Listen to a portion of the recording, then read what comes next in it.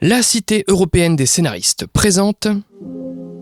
La stratégie qu'on a mis en place, c'est qu'on pitchait pas nos projets, on les a pitchés leurs projets et on rebondissait dessus en proposant genre des idées au pif, en gros gratuitement, juste pour montrer qu'il y avait un ping-pong. Et après, on envoyait nos projets et souvent ça se passait en disant « Ouais, vos projets sont sympas, mais en fait, moi j'ai un autre truc qui ressemble pas à ça, est-ce que vous pouvez travailler sur mon truc à moi ?» Le réseau et le scénario.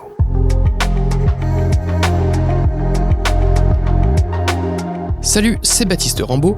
Un dimanche sur 4, j'ai le plaisir de discuter avec ceux pour qui le scénario est un outil de travail. Qu'ils soient techniciens ou employés de bureau, qu'ils interviennent en pré-prod, en prod ou en post-prod, à chaque métier, son rapport particulier au texte. Plus jeune, j'avais réussi à obtenir un rendez-vous, je me rappelle, c'était Making Prod, et il m'avait dit et j'étais là, j'ai envie de faire de la télé, mais qu'est-ce que tu me proposes? Est-ce que tu as des projets? Non, j'ai rien. Et t'es là, je peux rien pour toi en fait. Et du coup, je me rends compte que, en effet, il faut avoir des projets à présenter, il faut savoir ce qu'on a envie de faire, il faut connaître ses thématiques, parce qu'en fait, oui, les producteurs vont pas donner de travail si on n'a rien à leur proposer. Leur point commun, s'investir dans et pour la communauté des scénaristes. Dans ce 12e numéro hors série du podcast, la parole est à des membres d'associations et de collectifs. Quelle est la place du réseau dans ce métier? Faut-il et comment s'entourer? À L5, mes invités du jour représentent les assos Séquence 7, la scénaristerie, le 7e Scénar, Singulière le Lab des Écritures, et les collectifs Soap, La Claque et son Pilote Club, ou encore les anciens apprenants, alumni, de la Cité européenne des scénaristes. Je les laisse se présenter et vous souhaite une bonne écoute en leur compagnie. Cet épisode a été enregistré en juin 2025 à la Guilde française des scénaristes. Merci à eux pour leur accueil. Bonjour, je m'appelle Pauline Pinson, je suis scénariste depuis 6 ans maintenant et j'ai cofondé l'association Le 7e Scénar depuis 3 ans. Maintenant. Alors moi c'est Lucie Cabon, je suis membre de Séquence 7 et je suis aussi alumni de la Cité européenne des scénaristes et j'ai aussi fait la Cinéfabrique, voilà. Je suis sortie il y a 3 ans. Bonjour, Isabelle Savary. J'ai cofondé Singulière le Lab des Écritures en 2023. Bonjour, je suis Cécile Pollard. Je fais partie de la scénaristerie. J'ai été présidente pendant 5 ans de l'association et j'en fais encore partie. Bonjour, je suis Camille Coisse, je suis scénariste depuis 2012 et je suis membre du Soap, qui est un collectif depuis 2012, et aussi du Pilote Club avec Marjorie Bosch. Et vous êtes donc toutes scénaristes, juste? Oui, tout à fait. Absolument. De quel réseau initial disposiez-vous quand vous aviez commencé votre activité de scénariste? Aucun. Moi, j'ai un passé dans les chaînes de télé, en cinéma, donc j'étais directrice adjointe de France 3 Cinéma et responsable financière de TF1 Film. Donc je connaissais pas le monde des scénaristes en fait. Pas du tout. Certes, j'avais un réseau parmi les gens qui travaillaient dans les chaînes, mais pas du tout dans ce monde-là. Et c'est quand même très éloigné du monde des scénaristes. Donc, il fallait constituer le vrai réseau utile à mon futur métier à l'époque. Moi, j'ai fait des études de sociaux. Je suis arrivée vraiment à Paris pour finir mon DEA. Donc, vraiment pas du tout dans le métier du cinéma, de la télé. Pas de famille, pas de potes dans le milieu. Pas de famille, pas de potes, vraiment rien. Et donc, du coup, ça s'est vraiment fait petit à petit. Alors moi, c'était surtout les amis, on va dire, des écoles. De la Cinéfabrique en l'occurrence? Ouais, de la Cinéfabrique. Mais finalement, c'est pas un réseau de scénaristes. Il y a plusieurs métiers différents, c'est ça? Oui, complètement. Il y a plusieurs métiers différents. En fait, on est un groupe de potes et on est une petite équipe de cinéma, finalement. Il y a un monteur, une chef-op, voilà. Donc c'est quand même chouette, on peut faire des choses. Mais scénariste, non, c'est plus grâce à la Cité européenne des scénaristes. On en parlera après, ouais. Mais quand t'as commencé, du coup, t'étais à zéro aussi en dehors de cette Cinéfabrique, t'as pas eu des proches ou de la famille dans le milieu? Non, pas de proches, pas de famille. Et puis, non, c'est vraiment l'école. Moi, c'est à peu près pareil. J'avais fait un master écriture interactive à Lyon 3. Mais ce qui était assez amusant, c'est qu'on n'a pas appris à écrire. J'avais envie d'écrire, mais j'ai appris sur Internet avec des bouquins. Vu que je connaissais personne dans le milieu, je me suis dit que j'allais commencer par la production, où j'ai bossé pour un studio de réalité virtuelle. Donc toujours pas dans la scénarisation de séries ou de films. Et après dans le documentaire. Et en fait à côté, j'écrivais. J'essayais de trouver en fait une solution ou des contacts, mais c'est pas du tout dans la production. J'ai trouvé mes contacts. Moi non plus, j'ai fait donc une école de commerce post-bac et j'essayais d'écrire à côté. Et je me suis rendu compte que c'était un peu nul. Donc j'ai fait le CEA. Conservatoire européen d'écriture audiovisuelle. Ce qui était génial. Sur 2 ans, je l'ai fait entre 2010 et 2012. Et c'est grâce à l'école que j'ai commencé à travailler. À la base, il y avait avez 0 réseau. Quelle a été la première action que vous avez entreprise pour vous entourer? Donc, Lucie t'a parlé donc de la Cinéfabrique. Toi, Camille, t'as parlé de, le CEA. Pauline, toi, c'était la prod, mais est-ce que ça a été ton premier réseau? Non. Du coup, toi, c'est quoi? Je dirais que c'était quand j'ai proposé un projet à Valence Scénario. Je me suis vraiment donné cet objectif et j'ai cherché un atelier d'écriture à Paris. J'en ai trouvé un où du coup on était 3 auteurs à travailler sur nos projets et j'ai été sélectionnée. C'était quel atelier, pardon? C'était? Je crois que ça s'appelait l'atelier Bloomy, mais c'était vraiment un atelier d'écriture un peu indépendant, enfin de tout réseau. Ok. Et j'ai été sélectionnée à Valence Scénario en 2019. Le festival des scénaristes. Oui, et j'ai passé la semaine avec des scénaristes et je crois que c'est vraiment à partir de là où j'ai rencontré des personnes qui parlaient la même langue que moi. C'était très agréable et c'est comme ça en fait que je pense j'ai fait mes premiers contacts. Ok, toi Isabelle, tes premiers contacts? Alors moi j'ai choisi de faire une formation au CEFPF. Ça a duré 6 mois et là j'ai commencé à rencontrer des gens, à comprendre ce que c'était que ce métier et à l'apprendre aussi. Ok, enfin Cécile? Oui, moi c'est un peu pareil. J'ai fait le CEFPF aussi. J'ai fait aussi une formation avec Mille Sabor sur l'animation parce que moi je suis d'abord scénariste d'animation et là j'ai rencontré plein de gens avec qui j'ai été amenée ensuite à travailler. Donc moi j'ai l'impression aussi que c'est beaucoup par les formations. C'est beaucoup par les formations que le premier pas se fait pour le réseau. Et donc au tout début quand vous commenciez, je suis toujours sur le départ du départ, quelle approche vous aviez du réseautage dans le milieu du cinéma et de l'audiovisuel? Est-ce que vous vous en souvenez, votre sentiment de comment le réseau fonctionnait à cette époque? Je comprenais pas le concept de réseau. Le jour où on a été diplômés au CEA, j'étais paniquée. J'ai dit, mais qu'est-ce que je fais maintenant? Comment je fous du travail? C'est pour ça qu'on a monté le jour même le collectif. On s'est dit, des jeunes scénaristes au chômage, c'est très bien. On va commencer à s'entraider. Moi, en fait, c'est vrai que j'avais pas compris vraiment la nécessité d'avoir un réseau. Je me disais déjà, il faut que j'apprenne ce métier. Donc, j'étais obsédée par l'idée d'apprendre à écrire. Et effectivement, c'est venu plus tard, l'idée qu'il me fallait absolument rencontrer des gens, avoir des proches pour se motiver et s'aider mutuellement. C'était pas une évidence au début, ouais. Non. Je rejoins Isabelle là-dessus. C'est vrai que moi j'avais un peu ce problème de légitimité. Enfin, du coup après Valence, c'était, j'ai gagné cette année-là et ça a été un peu le tremplin. Mais après il y a eu la chute aussi de c'est bien Pauline. Non, on connaît plus de Pauline. Il faut peut-être d'abord que je fasse quelque chose avant d'aller rencontrer des gens et parce qu'on a quand même ce truc-là. Je pense même quand on sort d'école de je suis scénariste et après on te demande ah ouais tu fais quoi? T'es tout bête, j'écris des projets chez moi, mais j'ai rien de diffusé. Je crois que le réseau, c'était d'abord dis-toi scénariste toi-même et après peut-être va parler aux gens. Après évidemment, j'ai rencontré plein d'autres gens, mais... Et puis ce sentiment que tu as dit tout à l'heure de quand tu as eu un premier prix ou un premier truc, tu dis j'ai passé le pas, c'est bon, c'est fait, et puis en fait c'est des vagues, c'est comme ça. Je me rappelle, j'avais été pareil à un concours de scénario qui était le prix Climax, j'avais été sélectionné, j'avais été finaliste, je dis ça y est, c'est ouvert, machin. Derrière, pendant des années, tu continues comme tout le monde à galérer, à envoyer tes projets qui sont pas lus, et c'est vrai qu'il y a ce sentiment, on a l'impression que ça marche un peu de façon incrémentale et c'est très en vague en fait, c'est ça. Et donc Cécile, toi? Alors moi j'ai jamais pris conscience que j'avais un réseau. J'ai fonctionné beaucoup par coup de cœur amical. On se revoyait, on prenait des apéros, on se donnait des nouvelles, on prenait des cafés et en fait à un moment ça s'est fait très spontanément en fait. J'avais toujours un peu de mal à me dire que mes rapports étaient intéressés et je l'ai jamais d'ailleurs je pense conceptualisé comme ça. Mais par contre des amis avec qui je me dis tiens elle bosse là-dessus, au fait t'es au courant, c'est quelque chose de très spontané et très naturel je crois. Ouais, pas opportuniste. Ouais, alors c'est pas pour mais franchement ça s'est vraiment fait comme ça et d'ailleurs j'arrive à avoir ce rapport-là avec des amis et pas du tout les personnes avec qui je me sens pas à l'aise, j'arriverai pas du tout à les appeler en disant est-ce que je peux avoir des infos sur voilà. Et donc c'est après coup je me suis dit mais en fait je connais peut-être une personne qui travaille là, peut-être je peux lui poser la question. Rétrospectivement tu dis mais en fait j'ai du réseau. Ouais c'est ça, exactement. Ouais. Et donc vous avez cité au début beaucoup de collectifs et d'assos, je vous demandais chacune de reprendre en me disant que fait les collectifs et assos que vous avez mentionnés au début et pourquoi vous les avez rejoints ou créés. J'ai habité à Paris, je dirais de 2017 à 2021 et pendant le Covid en fait j'ai fui Paris, je suis allée loger chez mon père. J'ai été un peu cette drama queen à la fin du Covid en me disant mais je ne peux pas rester scénariste et habiter à Paris dans ce petit 16 mètres carrés, je dois aller dans un appartement plus grand. J'ai décidé de retourner à Lyon et quand j'ai retourné à Lyon j'étais allée à un événement qui s'appelle le Forum du cinéma lyonnais qui mettait en place en fait une sorte d'atelier scénario pour entendre les témoignages des scénaristes et comment ils se sentaient à Lyon. Les scénaristes râlaient beaucoup et étaient beaucoup dans la plainte de on n'a pas d'opportunité et c'est pas possible et comment on peut travailler.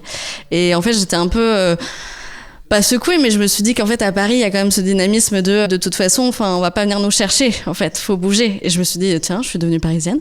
Ou alors juste, je crois que j'avais vraiment la réalité du métier qui était dans mes mains parce que je le côtoyais tout le temps. Et c'est vrai qu'à Lyon, c'est pas le même dynamisme. Donc on a décidé en fait avec Kensley Jules, Aurélie Agnès et Brune Charvin bouger un peu les choses. Du coup on avait discuté avec une association qui s'appelle l'Accroche Scénariste, qui est là depuis à peu près 10 ans, je dirais, à Lyon, mais qui avait été un peu impactée par le Covid et qui du coup c'était un peu resserré de faire des réunions tous les samedis entre auteurs pour écrire ensemble. Et nous en fait on avait vraiment cette envie d'amener à la professionnalisation et de vraiment penser chaque atelier, chaque rencontre en fait pour apporter soit un outil, soit du réseau. Pas juste on se voit et on parle, voilà, un peu plus c'est pensé. ça, c'est bien les apéros, mais on veut que ça bouge quoi. On veut que les auteurs disent que quand ils ont fait cet atelier-là, ça a permis d'obtenir quelque chose pour après signer un contrat.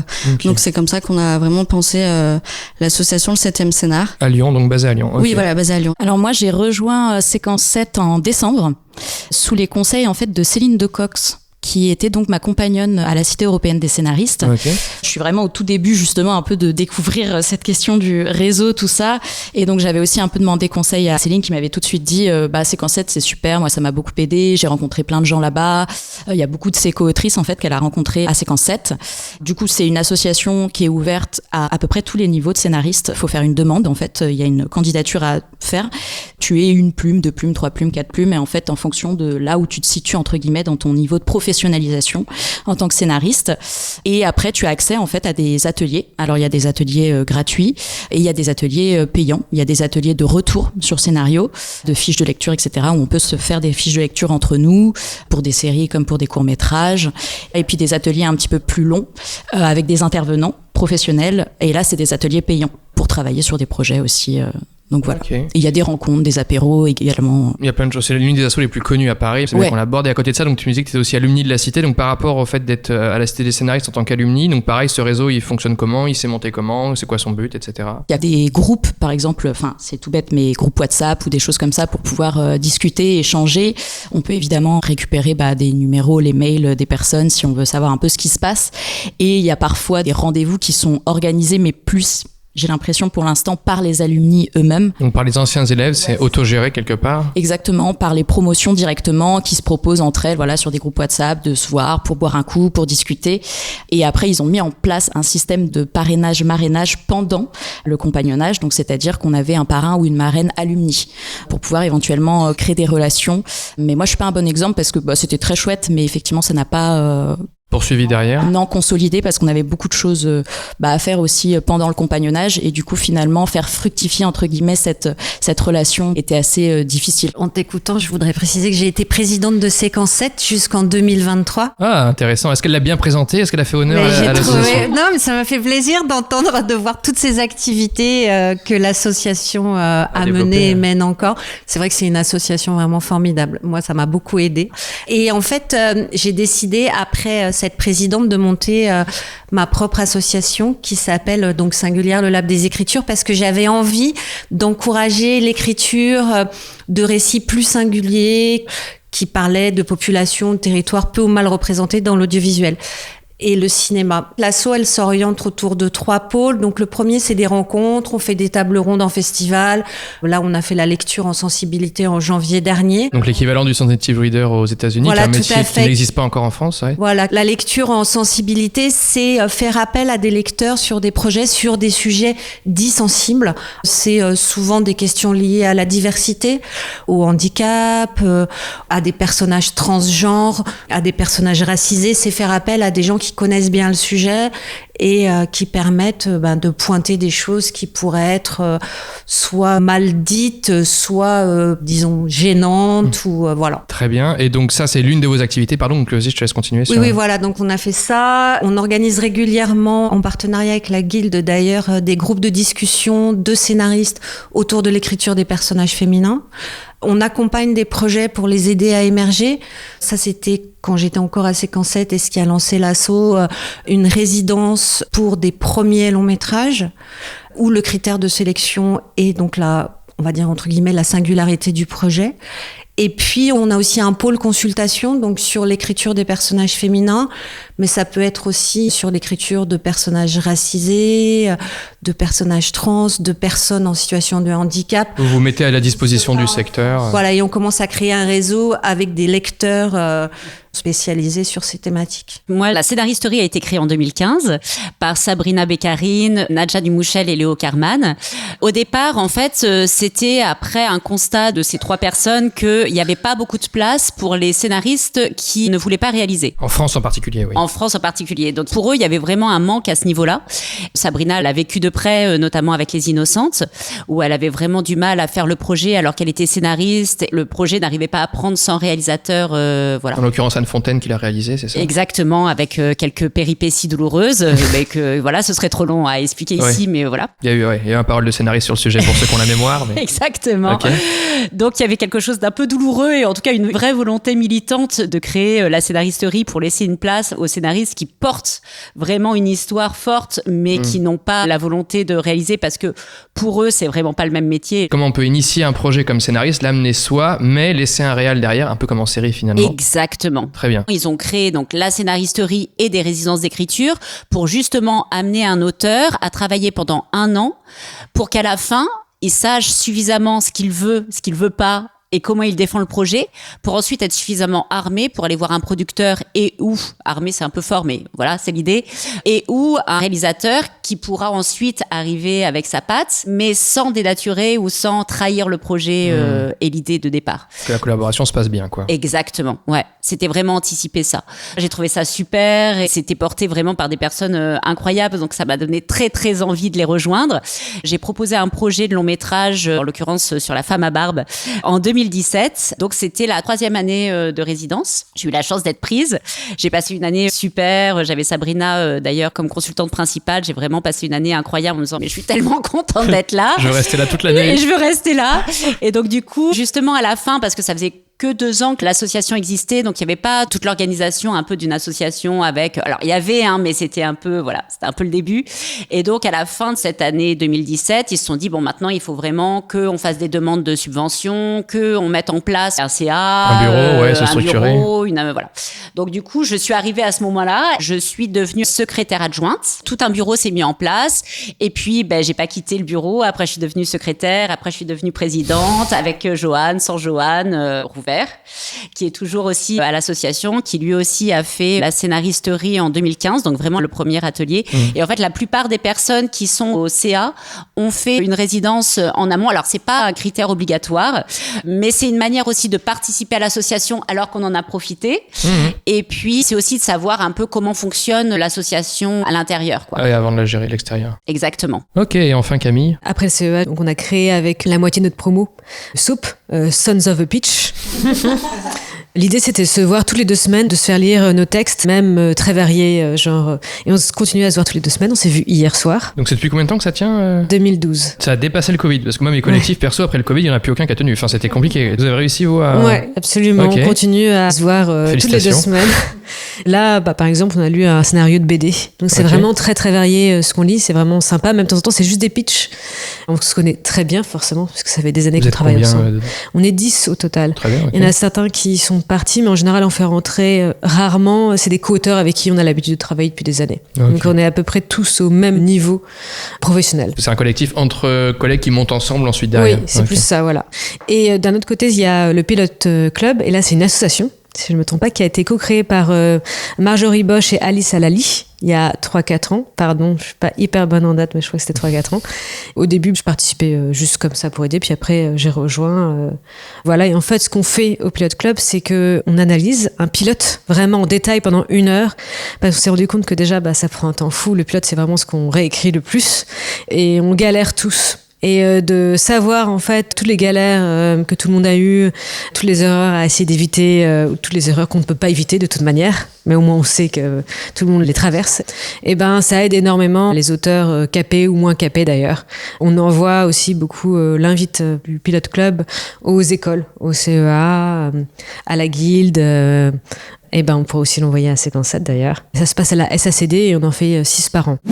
Ceux qui nous suivent sur YouTube l'ont peut-être déjà remarqué, les captations du Pilote Club évoquées ici par Camille et dont la Cité des scénaristes est partenaire sont désormais justement disponibles en ligne sur notre chaîne YouTube. Donc vous pouvez dès à présent écouter des créateurs de séries françaises variées telles Une amie dévouée chez HBO Max, Culte chez Prime Video ou encore La Maison chez Apple TV+, raconter l'écriture décisive du premier épisode de la première saison de leur série. Rendez-vous sur notre chaîne YouTube. On arrive dans le cœur du sujet. Qu'est-ce que vous pensez de l'idée selon laquelle notre secteur serait surtout une affaire de réseau et de qui on connaît? C'est-à-dire, c'est un truc qu'on entend beaucoup. De toute façon, le cinéma, l'audiovisuel, c'est que du réseau. Le reste, on s'en fout. Qu'est-ce que vous pensez de cette idée-là? C'est un petit peu réducteur dans la manière dont là c'est annoncé, parce que évidemment ce n'est pas que ça, mais effectivement c'est énorme. Et en fait, je pense qu'aujourd'hui, le réseau c'est un peu mal vu, parce que justement il y a cette idée de qui on connaît, un peu comme si on avait, je sais pas, le papa qui nous ramène et qui dit voilà, tiens, je te donne plein d'argent pour tu fais ta série, ton film.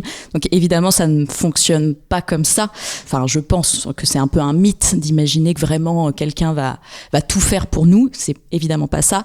Mais par contre, je pense que oui, le réseau, c'est, enfin moi en tout cas, c'est un peu le parcours que je suis en train de faire, c'est-à-dire de me dire oui, mais en fait c'est hyper important et c'est pas négatif, parce que justement on met quelque chose de très négatif là-dedans sur bah oui, mais forcément machin connaît bidule, cynisme, etc. ouais.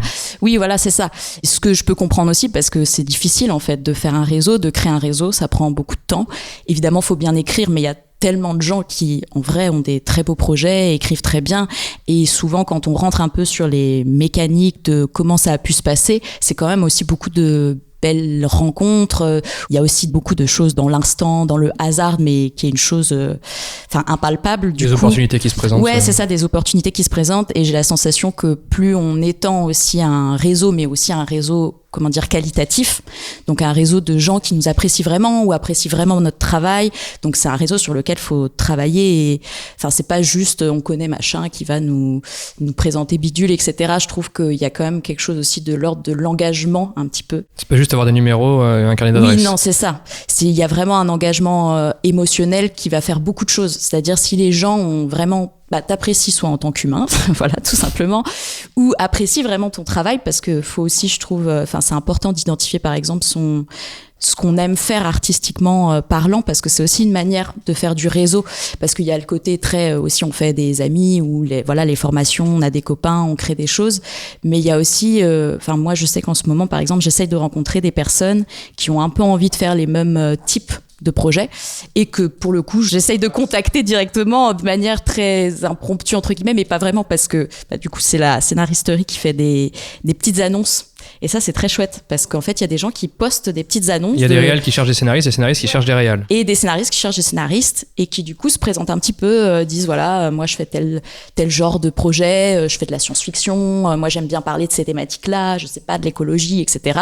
Et ça peut tilter un petit peu, et en fait, on peut, comme les petites annonces dans le journal à l'ancienne, on peut contacter les personnes, et ça, pour le coup, c'est quelque chose que je suis en train de faire aujourd'hui. Je sais pas ce que ça donnera, mais je trouve ça intéressant. Tu disais qui on connaît. Alors, faudrait définir le qui, en fait. J'ai constaté que les auteurs avaient l'impression qu'il fallait connaître les producteurs. C'est intéressant de savoir ce qu'ils font, mais peut-être pas de les connaître personnellement. Donc ça, c'est quand même un travail qu'on peut mener seul. Et pour moi, le qui, en tout cas, ce qui a pris de l'importance, c'est les autres auteurs. Moi, je me suis rendu compte que vraiment, l'essentiel, c'était de rencontrer des gens qui ont un peu une vision proche de la mienne. Par exemple, moi, j'aime bien la comédie, donc c'est peut-être essayer de s'orienter vers des gens qui aiment la comédie aussi, enfin, se faire des copains dans ce sens-là. Ça permet d'échanger, de réfléchir ensemble. Pour moi, le qui on connaît, ça reste avant tout d'autres auteurs. Et pas les producteurs qui nous donneraient le travail un peu, qui nous tomberait dans le bec. Non, ça, moi, j'y crois pas. En plus, les producteurs, je les connais pas mal. Au début, j'étais porteuse de projet et j'ai été reçue gentiment par eux, mais ça n'a pas abouti, en fait. C'est vraiment la qualité qui compte. Et alors, moi, je définirais le quoi. C'est un travail qu'on fait pas seul, en fait. Il y a besoin de plein de données, plein d'informations quand on fait ce métier de scénariste. Et donc, le quoi, c'est quelle information on cherche. Donc, par exemple, moi qui ai travaillé beaucoup en animation, on est tous à la recherche de savoir quelle série va partir en production, qui est le directeur d'écriture. Et donc, on est tous comme ça, prêts, partez, qui est le directeur d'écriture. Et donc, ça, c'est une information capitale dans notre métier, surtout en animation. Si tu envoies un mail à un producteur en disant « je veux travailler sur cette série », ils vont dire « c'est pas moi qui choisis. C'est vraiment le directeur d'écriture. d'écriture. Donc pour le coup, moi j'ai eu des infos parfois en allant à la SACD, au bar de la SACD, en discutant, mais pareil, de manière complètement, mais du coup on entend des choses, on entend des informations comme ça glanées à droite et à gauche. Ça peut être aussi, tiens, là en ce moment, France Télévisions cherche ce type de projet. Donc en fait, c'est un peu le comptoir, quoi. Après, pour ceux qui ont les moyens, il y a les presses professionnelles, Satellifax, le film français, qui annoncent les entrées en tournage, les signatures de projets. Donc c'est vrai que c'est un moyen du coup de se positionner aussi peut-être. Je sais pas si tu as accès à ce type de presse. Exactement. Alors moi, il y a un truc, petit tips, c'est le hors-série animation Écran Total qui paraît en décembre. Une autre presse professionnelle, Écran Total. Ouais, qui est payante, mais pour le coup, il y a vraiment tous les projets en développement. Donc là, pareil, mine d'or, quoi. Il y a la production, il y a le directeur d'écriture, il y a les auteurs déjà. Donc voilà, c'est super. Okay. Après, voilà, on peut se dire, ah tiens, lui, je le connais un petit peu, peut-être je peux lui parler de ça. Pareil, c'est vraiment déjà avoir identifié les projets qu'on aime bien. Moi, je sais que par exemple, en animation, on est vachement dans une case, c'est-à-dire les 5-7 ans, les 6-8 ans, l'action, la comédie, la famille. Donc déjà, soit se connaître, c'est hyper important. Et du coup, après, cibler les séries où on pourrait avoir quelque chose à apporter. C'est dans les deux sens, c'est-à-dire que les directeurs d'écriture cherchent une équipe d'auteurs, les auteurs cherchent à rejoindre des séries. Donc après, c'est voilà, tout ça se fait de manière très naturelle. Il y a aussi le hors-série production en long métrage et il y a aussi le hors-série financement en long métrage auquel on pense pas. Toujours chez Écran Total du coup. Oui, peut-être le film français ou Écran Total, ça vaut une 15aine d'euros. Ça permet aussi de voir donc qui écrit, mais aussi combien les auteurs ont été payés sur les longs métrages de toute l'année. Oui, parce que les contrats sont officiels au CNC, donc du coup on peut savoir à chaque fois. Les montants, là figurent tous les montants pour tous les films de l'année. Enfin, combien leurs structures ont été payées en l'occurrence. Ça, c'est celui sur le financement des films. C'est vrai que c'est plutôt qui est la bonne personne pour le job. Par exemple, un producteur m'appelle pour un projet, j'ai pas l'intention de le faire, ou je pense pas que je suis la bonne personne, ou j'ai pas le temps. Je vais lui donner des noms de gens où je connais leur travail et je sais qu'ils pourraient correspondre en fait et bien s'entendre aussi avec le producteur, parce que c'est pas juste être doué en écriture, c'est aussi être capable de travailler en équipe, c'est aussi être capable de se remettre en question. Enfin, il y a plein d'autres facteurs où par exemple c'est une comédie, bon bah je vais choisir des gens qui sont peut-être pas forts en structure mais qui sont des machines à idées, avec des gens où j'ai lu leurs textes forcément, que je connais, du coup qui font partie de mon réseau indirectement ou directement. Et puis au-delà de connaître les gens, par exemple j'ai été jurée récemment au CEA. Du coup, j'ai lu des textes et là, tout de suite, je me dis ah bah tiens, cette personne-là, elle pourrait être très forte, elle est très très forte en émotion. Ce serait intéressant. J'essaie de la garder en tête quand on me demandera un auteur plus ou moins débutant. Donc le fait, ne serait-ce que lire les textes d'autres personnes, forcément, ça aide. Même si elle sait pas qu'elle fait partie du réseau, je la garde en tête en fait. Je sais pas si, je sais que le réseau est très très important, encore plus maintenant. En fait, après Valence Scénario, j'avais été pris dans une résidence et donc j'étais vraiment cette fille qui venait de la fac et qui du coup n'avait pas fait d'école, la Fémis ou les CEA et je me rappelle d'une discussion, c'était dans la Creuse, d'une discussion avec d'autres auteurs qui étaient du coup en train d'écrire des projets de long métrage et qui avaient fait la Fémis et qui commencent à parler de leur groupe WhatsApp, des private jokes qu'ils ont et ils me demandent moi d'où je viens et je dis que je viens de la fac et là je sens le gros blanc et après on me parle plus. En plus, du coup, j'avais été sélectionnée en série, donc vraiment rien n'allait. J'étais à la fac, je faisais de la série, ça n'allait pas. Et je me rappelle très bien, parce qu'il y avait que du réseau près d'un lac, et j'avais appelé ma grande sœur au téléphone, et j'étais en train de pleurer, et je me sens trop seule. Oui, parce qu'il y a des réseaux qui ne sont pas poreux, il y a des réseaux qui sont un peu en entre-soi aussi, faut le dire. Et c'est vrai que j'avais été un peu confrontée à ça dès le début, enfin juste après Valence, et j'étais waouh, ok, donc comment je vais faire? Et c'est là où je me suis dit, bon bah je vais aller au culot.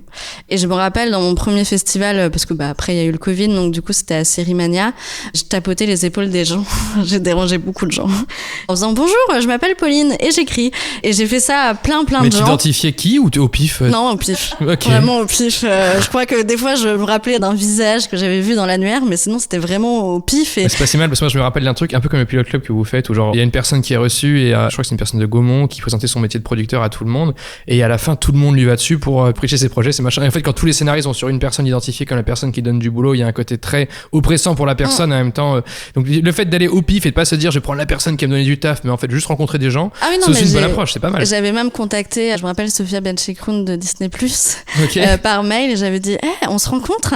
Et Sophia Benchikroun m'avait dit mais vous savez, je ne peux pas vous aider.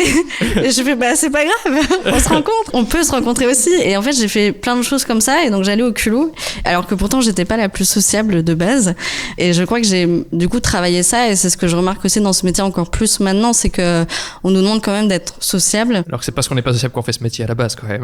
Non, on est un peu timide. Pour moi, le réseau, c'est vrai que c'est important, mais c'est un peu ce qu'on disait tout à l'heure, c'est que, en tout cas, chez moi, je l'ai un peu fait au feeling, et dès que je m'entendais avec cette personne, bah, du coup, j'ai maintenu ce lien parce que je l'appréciais.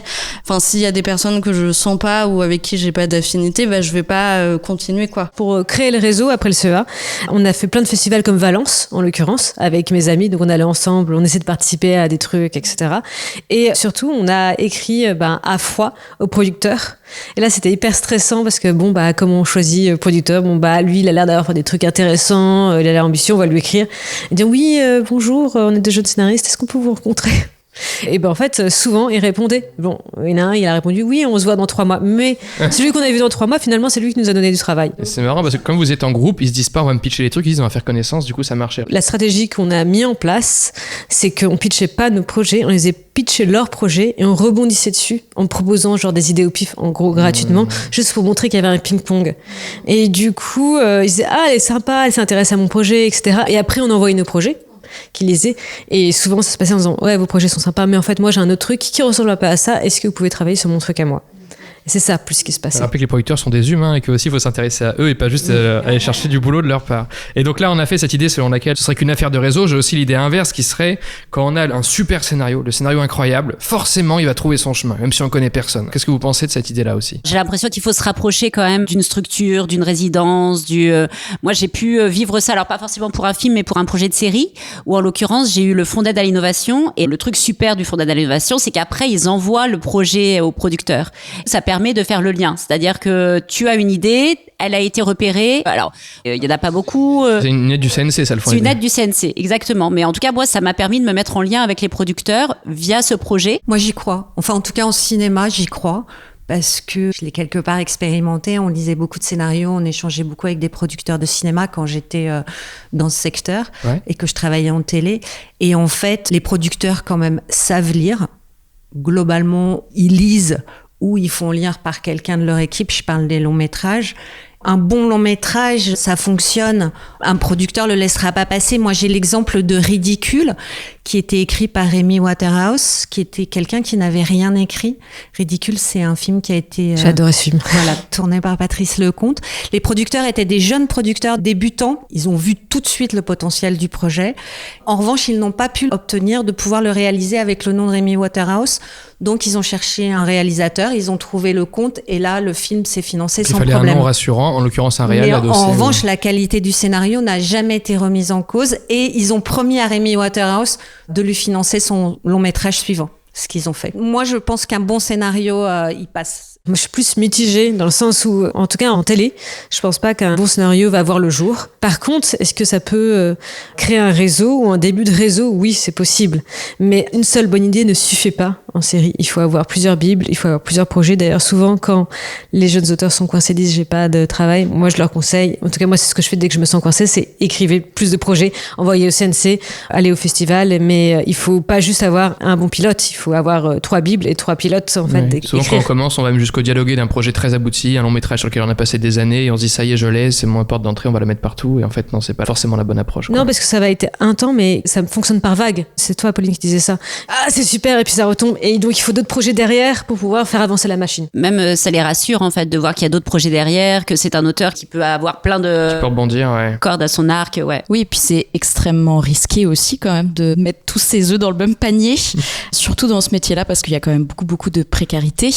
Il y a tellement de choses qui rentrent justement en compte parce que même pour qu'un projet arrive à bout, il y a un réseau qui doit se créer, un réseau professionnel de techniciens, de production, de diffusion, etc., distribution au cinéma. Enfin, il y a plein de choses qui doivent se mettre en place. Et donc, effectivement, ça ne suffit pas simplement d'avoir un scénario extraordinaire qui va... Parce que je pense que aucun scénario ne fera jamais consensus. Et justement, il y a des très bons scénarios qui sont très bons parce qu'ils ne font pas consensus. Et c'est très difficile de faire consensus. Et quand même, il y a beaucoup de projets aussi. C'est parce qu'à un moment donné, ils vont lier des personnes. Et ça, c'est bien. Mais il y a aussi des bons projets qui vont pas forcément réussir à lier des personnes alors qu'ils sont tout à fait leur place dans le paysage audiovisuel. Oui, le terme super scénario, en plus, est très relatif. J'ai oublié de le préciser, c'est vrai. Dans mon cerveau, maintenant, à l'heure actuelle, quand j'ai qu'un seul projet, je panique. Je me dis non, allez, je vais en créer un autre. Allez, ça va être amusant. C'est pour ça que quand après on en parle avec d'autres auteurs et que je raconte les projets que j'ai, ou même d'ailleurs avec des producteurs, enfin, je crois que c'était avec un producteur récemment où quand il me demandait ce que j'avais un peu dans mon panier, je lui sortais un peu ce que j'avais et après je jouais un peu à jeu. Je lui dis tiens, regarde, là j'ai un thriller, là j'ai une comédie, là j'ai ça. Et il me regardait, il était d'accord. Et je fais alors, tu veux lequel? Il était vraiment, mais t'en as beaucoup là quand même. J'ai beaucoup d'idées. Oui, les producteurs nous disent des fois, donnez-nous moins le sentiment qu'il y en a un qui prime parce qu'il y a un peu un côté catalogue qui, eux, leur donne un sentiment qu'ils sont juste au marché et que c'est pas. Tu vois, moi, je sais que je m'en amuse beaucoup. Genre, vraiment, alors dans mon petit panier, et je dis juste les genres. Bon, après, j'en ai pas 10 000 non plus. Hein, et après, tu poses celui qui mais en pourrait fait, je prends un peu la température pour voir un peu ce qui intéresse. Si je commence à pitcher et que je vois que ça intéresse pas du tout la personne, je me dis, bon, ça t'intéresse pas, tu vas pas le prendre, donc vraiment, on passe à autre chose. C'est vrai que oui, c'est important d'avoir plusieurs projets. Après, pour la petite anecdote, enfin, j'avais une idée de série d'animation qui s'appelle Dubbing, un mélange de BoJack Horseman et Friends sur le monde du doublage. Okay. Et donc je vois un producteur qui fait une annonce sur LinkedIn et qui dit qu'il a ouvert sa boîte, qu'il est intéressé par des projets. Et donc sur LinkedIn, je lui envoie un petit message et je lui dis bah voilà, moi j'ai un projet, je lui envoie 5 lignes. Il me propose de me rencontrer à Paris et à l'époque je cachais que j'habitais à Lyon. Donc je lui fais bien sûr, il me dit demain, je fais après-demain peut-être. Ça peut être sympa. J'ai déjà trop de rendez-vous demain, c'est compliqué. C'est trop compliqué, mais après-demain, je suis dispo. Et donc, j'y vais. Vraiment, je lui cache ça. Je lui pitch le projet. Il trouve ça très cool. Il me dit, mais du coup, t'as quoi en ce moment? Et je lui fais, bah, j'ai une petite bible, là. Franchement, je la finalise. D'ici 3 semaines. Je n'avais rien du tout. J'avais juste ce que je lui avais pitché là. Et 5 lignes. Et donc, il me fait, bah, super, bah, dans 3 semaines, tu me l'envoies. Je dis, mais évidemment, je le fais. Et donc, pendant 3 semaines, j'ai bossé sur cette bible. Et vu que j'avais aucun talent graphique, vraiment, je ne sais pas dessiner. Donc, j'ai tout fait en PNG libre de droit. Et en plus, je me suis chauffée, mais avec ma meilleure amie qui est chanteuse et mon co-auteur, pour faire une maquette. Il y avait une chanson originale. Quand tu dis une maquette, c'est que t'as filmé quelque chose? Non, enfin une maquette audio, quoi. Et donc, je lui ai envoyé la maquette audio, la chanson et la Bible. Ouais. Pendant 3 semaines, j'avais tout donné. Et après, il a lu et il m'a dit 3 jours plus tard, vas-y, j'optionne et je prends le projet. Et je lui ai avoué la vérité 2 ans après, lors d'un rendez-vous avec une tierce personne, pour ne pas me faire engueuler. Et ça l'a un peu choqué. Ah ouais? Ouais, après il arrêtait pas de le dire à tout le monde, genre vous vous rendez compte ce qu'elle a fait en 3 semaines. T'as bien fait d'attendre un petit peu. Oui. Après si t'as un peu de bouteille derrière, tu sais ce que tu peux faire en 3 semaines, faire des choses où c'est pas comme si c'était la première fois que tu faisais une bible, quoi. Oui. Peut-être la première fois, mais... Non, bah après j'avoue que je faisais plein de bibles tout le temps. Et je pense que je suis un peu, enfin je sais pas vous, mais je suis un peu cette personne qui retient l'idée très longtemps dans sa tête, qui arrive pas à le sortir et quand après ça y est, c'est prêt, ça sort quoi. Et pour tous les auteurs émergents qui nous écoutent, qu'est-ce que vous leur conseillez pour s'entourer quand on a le sentiment qu'on peut rien apporter en fait? Il y a plusieurs conseils. Déjà, avoir un collectif d'auteurs. Donc, rencontrer des gens, par exemple, via Séquence 7 ou via la Scénaristerie pour vraiment se voir toutes les 2 semaines, se faire les textes, écrire au moins 3 bibles et 3 pilotes. Donc, ils ont du taf à faire avec le collectif, participer au festival. Je pense répondre à des appels à projets. L'un de mes co-auteurs a fait ça, c'était Kensley qu'on connaît avec Lucie et qui, je crois, après la sortie de la Cinéfabrique, a vraiment enchaîné les appels à projets. Et en fait, à chaque fois, il faisait un nouveau projet. Donc c'était vraiment pour s'entraîner et pour être efficace là-dessus. Et je pense que à force de voir même son nom passer, enfin au bout d'un moment, les auteurs se connaissent aussi, donc ils voient un nom passer, ils se disent tiens, il arrive quand même à sortir à chaque fois un nouveau projet, ça peut être intéressant. On a dit le FAIA par exemple tout à l'heure, on a dit la Scénaristerie, Beaumarchais, la bourse Beaumarchais, qui permet à des jeunes auteurs qui ont encore rien fait de postuler pour des courts-métrages, pour des projets en télévision et pour des longs-métrages. Ça c'est vraiment formidable. Tout ça on parle que pour les auteurs qui n'ont pas de producteur avec eux, parce que là on parle bien de gens très isolés. Et qui n'ont pas d'expérience non plus, donc qui n'ont pas été diffusés ou projetés en salle. Il y a aussi Lagardère, je crois. Ouais, c'est ce que j'allais dire, jusqu'à 35 ans en plus. C'est quoi, c'est la bourse Lagardère en l'occurrence. Ouais. Après, il y a aussi la bourse NC Talent, mais alors du coup, il faut avoir, je crois, une chaîne YouTube. Oui, c'est ça. Et avoir un nombre d'abonnés. Ouais. Pas forcément un nombre d'abonnés, mais en tout cas, c'est un projet web. Ah, ok. Ouais, parce qu'en fait, la Scénaristerie accompagne justement les projets qui ont eu l'aide CNC Talent, on les accompagne en tant que consultants. Il y a aussi Valence qui, je crois, fait des concours, non, de scénario. Ah oui, ouais, tout à fait. Festival de Valence. 24 Paris heures. pour devant aussi, qui fait quelque chose de formidable. Ouais. On peut envoyer son court-métrage, qui doit durer 15 minutes. Il est lu en public par des comédiens. 5 sont sélectionnés. Et celui qui gagne quand même un préachat de France Télé à hauteur de, je sais pas, 60 000 €, quelque chose comme ça. Donc ça, c'est vraiment formidable. Et c'est adressé à des débutants. Et je crois qu'il y a un peu le même principe à la fête du court-métrage aussi. Oui, c'est possible. Ouais. Il y a Ok. aussi à Pantin, côté court, je Ouais. crois. Enfin, Ok, Camille, t'allais parler de 24 heures de quelque chose ouais. Oui, c'est à Valence. C'est Le marathon. le Ah, marathon de 24 heures pour écrire un court-métrage. J'avais participé 48 à heures. ça. 48 heures. Ouais. 48 heures. Moi, j'avais fait, donc, je disais, le prix Climax, donc, qui est dans le cadre du PIF, du Festival international fantastique de Paris, et à un appel où n'importe qui peut envoyer des projets de genre, il me semble. Alors, ça donne rarement lieu à des projets qui existent, mais par contre, ça te fait rencontrer plein de gens qui écrivent comme toi, et j'avais trouvé ça super, moi, à l'époque. je crois qu'on envoie un traitement. On envoie un traitement à 10 pages ou un 15 pages, ça a peut-être évolué depuis. Ouais, il y a les résidences Sofilm aussi. Résidence film de genre, exactement pareil, ouvert à tout le monde, en court et en Oui. long métrage. Ouais, mais je pense que c'est important de le dire aussi, malgré tout, c'est toujours quand même très sélectif. Mhm. Ce genre de résidence. Donc il y a beaucoup de projets qui sont envoyés. Et donc je pense pour des auteurs et des autrices qui sont vraiment au tout début, c'est quand même difficile. Enfin après, je pense qu'il y a des gens qui peuvent écrire peut-être très bien, avoir la grâce de Dieu qui les touche et genre tant mieux pour eux, c'est génial. Mais moi je crois aussi beaucoup à la formation. Et c'est normal d'être refusé partout à tous ces trucs-là au début parce que juste on n'a pas la technique encore. Bah, quoi. je pense qu'il faut se former. Il y a quand même une vraie technique, même pour créer ces dossiers, savoir bien les écrire, ces dossiers, savoir bien écrire un scénario aussi, tout simplement. Et du coup, effectivement, pour des gens qui se lancent, je pense qu'il y a quand même des petites formations. Après, c'est toujours payant. Donc ça, c'est toujours difficile. Est-ce qu'on peut ou pas se le permettre et faire des formations? Mais il y a des formations du CEA. Il y a plein de formations. Des formations continues en l'occurrence. Donc, Pour des choses précises, pour apprendre à écrire un polar ou des choses comme ça. Et malgré tout, c'est des entrées sur quelque chose de spécifique, mais qui fait de, enfin voilà, Et qui te fait professionnalisant. rentrer dans la formation de l'écriture. Puisqu'on parle formation continue, quel meilleur moment pour rappeler aux aspirants scénaristes que la Cité européenne des scénaristes aussi propose des formations continues, en l'occurrence à travers son organisme S comme scénario.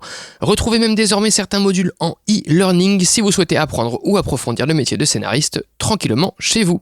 Lien en description. Puis je rajouterais sur les formations de séquence 7 que c'est pour les gens qui ne peuvent pas avoir l'AFDAS, donc accéder à des formations comme il y en a au CEA ou ailleurs. Donc c'est des formations qui sont vraiment pas chères parce que l'association en finance plus de la moitié. À Lyon, il y a aussi une bourse depuis 2 ans qui s'appelle la bourse des cinéastes, je crois à hauteur de 4 000 €. Et en fait, à côté, on doit proposer un projet d'atelier. Donc du coup, on a une bourse et on va avoir un scénariste expert qui va du coup l'aider dans le développement de son projet, que ce soit long métrage ou série, et court métrage aussi, je crois. Et à côté de ça, en parallèle, il va y avoir du coup donc la personne qui doit monter un atelier avec une structure. Donc ça peut être une structure du coup de la région et donc développer un atelier pour tout public. Il y a un peu le même principe pour l'aide Île-de-France. Il faut aussi proposer un projet et en parallèle, tu fais un atelier. Et ça me permet aussi de dire qu'il y a un petit fascicule qui s'appelle l'accompagnement aux auteurs, qui a été créé par le CNC, qui est en ligne. Et il y a tout. Tous les liens vers tout ce qu'on a dit et toutes les aides et toutes les bourses et toutes les choses. Toute la France et toutes les régions. Voilà. Et je rajouterais que la responsable du bureau des auteurs s'appelle Anne Tudoret et qu'elle est là pour recevoir les auteurs et les aider et les orienter. Donc n'importe qui peut prendre rendez-vous avec elle. Je rajoute juste un truc, c'est que plusieurs fois a été tenté le fait de lancer un open agenda, c'est un agenda un peu ouvert et gratuit avec toutes ces séances dedans, parce que souvent on ne sait pas quels appels à projets viennent quand. En gros, l'idée c'est un endroit où tous les scénaristes puissent aller pour dire ok, dans 2 mois il y a tel appel à projet, dans 3 mois il y a tel autre, dans 4 mois il y a tel autre. Et les choses qui ont été lancées, la Cité aussi a essayé. Petite mise à jour, en fait, l'agenda proposé par la Cité européenne des scénaristes est toujours disponible gratuitement en ligne et actualisé. C'est juste qu'il ne comprend pas forcément la totalité des échéances à venir de tous les festivals, événements, bourses, formations, aides sélectives, appels à projets, etc. à l'attention des scénaristes, mais c'est déjà une bonne base. On a voulu le faire à la scénaristerie. Mais tout le monde a essayé de le faire, mais en fait c'est dur à entretenir parce qu'il faut tous les contacts, il faut relancer tout le monde. À Séquence 7, ils le font. Ah, en interne du coup. Oui. Très bien. Un tableau participatif en fait pour les appels à projets. Donc déjà de toute façon dans ce tableau participatif, tous les grands appels à projets type Beaumarchais, etc. sont notés et je pense sont renouvelés toutes les années pour les dates. Et après c'est plus comme c'est collaboratif, peut-être des fois les petits appels à projets parce qu'il y a aussi des fois des petits appels à projets qui durent 1 an ou 2 ans. Ça je sais pas si c'est bien répertorié. Oui, parce qu'il y a aussi des appels à projets qui sont ponctuels, c'est-à-dire quand il y avait eu Parasomnia qui était une boîte de prod qui s'associe avec Sony pour demander des films de genre, ça n'arrive qu'une fois. Donc en l'occurrence, c'est pas les systèmes récurrents qu'on peut prévoir ou anticiper. Donc c'est vrai que c'est difficile à sourcer tout ça. Et avec le 7e scénar, dans notre newsletter, tous les premiers samedis du mois, on essaye un peu d'annoncer les appels à projets qui vont arriver. Et puis aussi sur les réseaux sociaux, on est très actifs sur Instagram. En fait, on repartage quoi qu'il arrive. Il n'y a pas de question de partenariat ou pas. Tout à l'heure, t'as parlé, Pauline, du problème d'être timide quand on veut commencer à se faire du réseau. J'arrive là-dessus. Quelles ont été les barrières psychologiques que vous avez dû dépasser quand vous avez fait votre réseau? Et est-ce qu'on peut être scénariste et timide? Est-ce que c'est possible? C'est possible. J'avais une co-autrice qui était extrêmement timide, donc elle se mettait avec quelqu'un comme moi qui ne suis pas timide.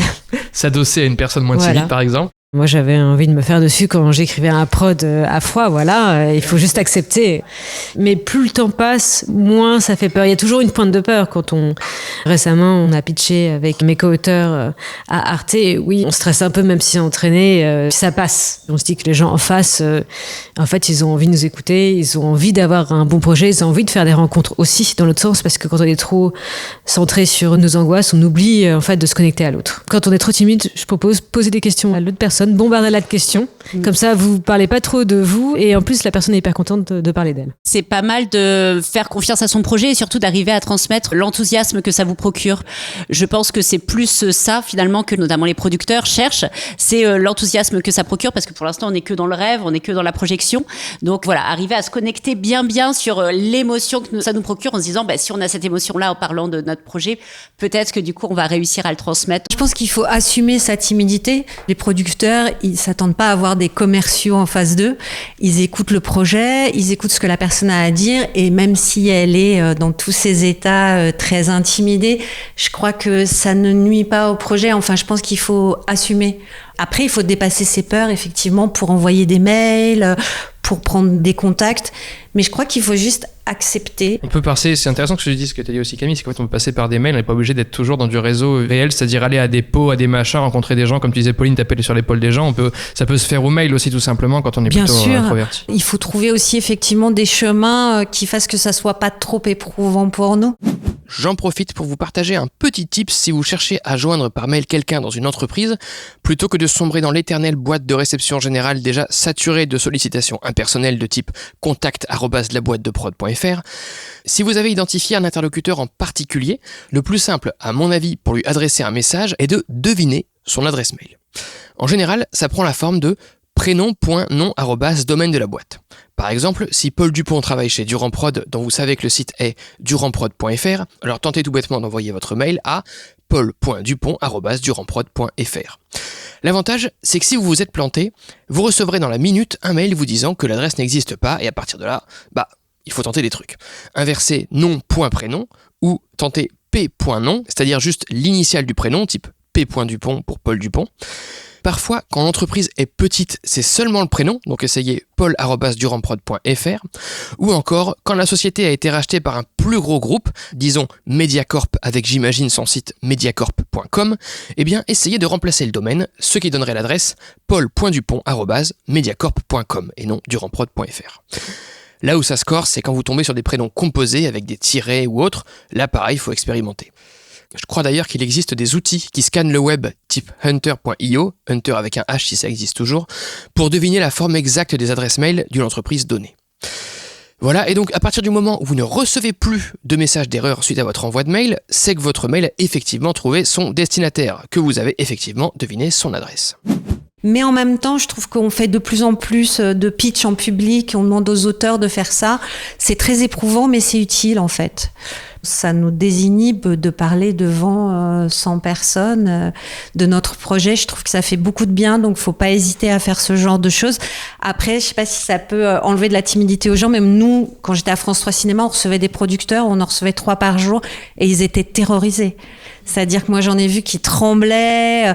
La plupart s'habillaient comme s'ils allaient à un mariage. Ils arrivaient magnifiquement vêtus. Ils mettent leur boîte en risque, en fait. C'est le moment où leur boîte va tenir ou pas, les producteurs. Ils ont 3 rendez-vous parce qu'il y a 3 chaînes et après, s'ils les ont pas, c'est fini. J'étais très touchée et je pense que eux aussi savent ce que c'est d'avoir peur. Ouais. Voilà. Je pense pas être timide, mais je mets en place des choses. Et Pauline en a parlé sur la question de la légitimité, en fait.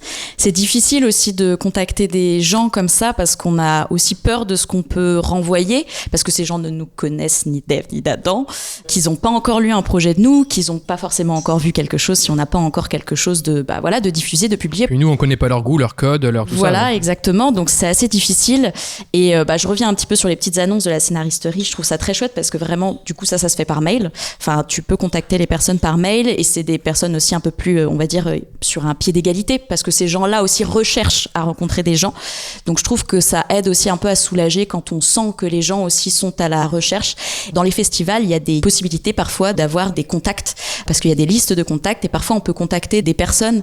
Je trouve que ça aide aussi parce que ça donne un cadre finalement, plus que le côté apéro et je vais aller taper à l'épaule de l'autre, où ça c'est effrayant, en vrai ton cœur il se Pauline met a fait décrocher plein de gens du podcast, on dit bon je ne serai jamais scénariste, je ne ferai jamais ça. Non mais c'est effrayant quoi. J'en ferai des cauchemars la nuit je pense. Ouais, non. J'ai fait une fois en plus sur une personne qui était pas du tout une star et ça m'a stressée comme pas possible. Après je me suis dit mais qu'est-ce que j'ai fait, pourquoi j'ai, alors que je pense qu'en plus cette personne-là finalement ça ne lui a pas changé sa vie et puis il s'est rien passé de si bizarre que ça.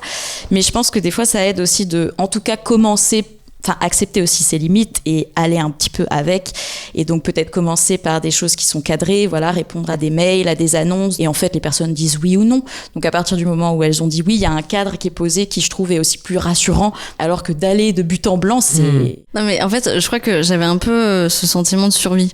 Je connaissais personne et donc il y avait un peu ce truc de je voulais provoquer les choses, et vu que je suis timide, je me suis dit que autant aussi me confronter avec ma peur, et j'y vais, et ça s'est globalement bien passé, hein. Je crois que j'ai pas un mauvais souvenir de ces personnes, il y en a pas un qui m'a rushé qui m'a dit non, ils étaient juste surpris et ils étaient amusés. Bon, je suis un petit gabarit, alors ils disaient c'est qui ce chipmunk qui approche, mais après j'étais en boule chez moi en me disant qu'est-ce que j'ai fait, pourquoi je leur ai parlé.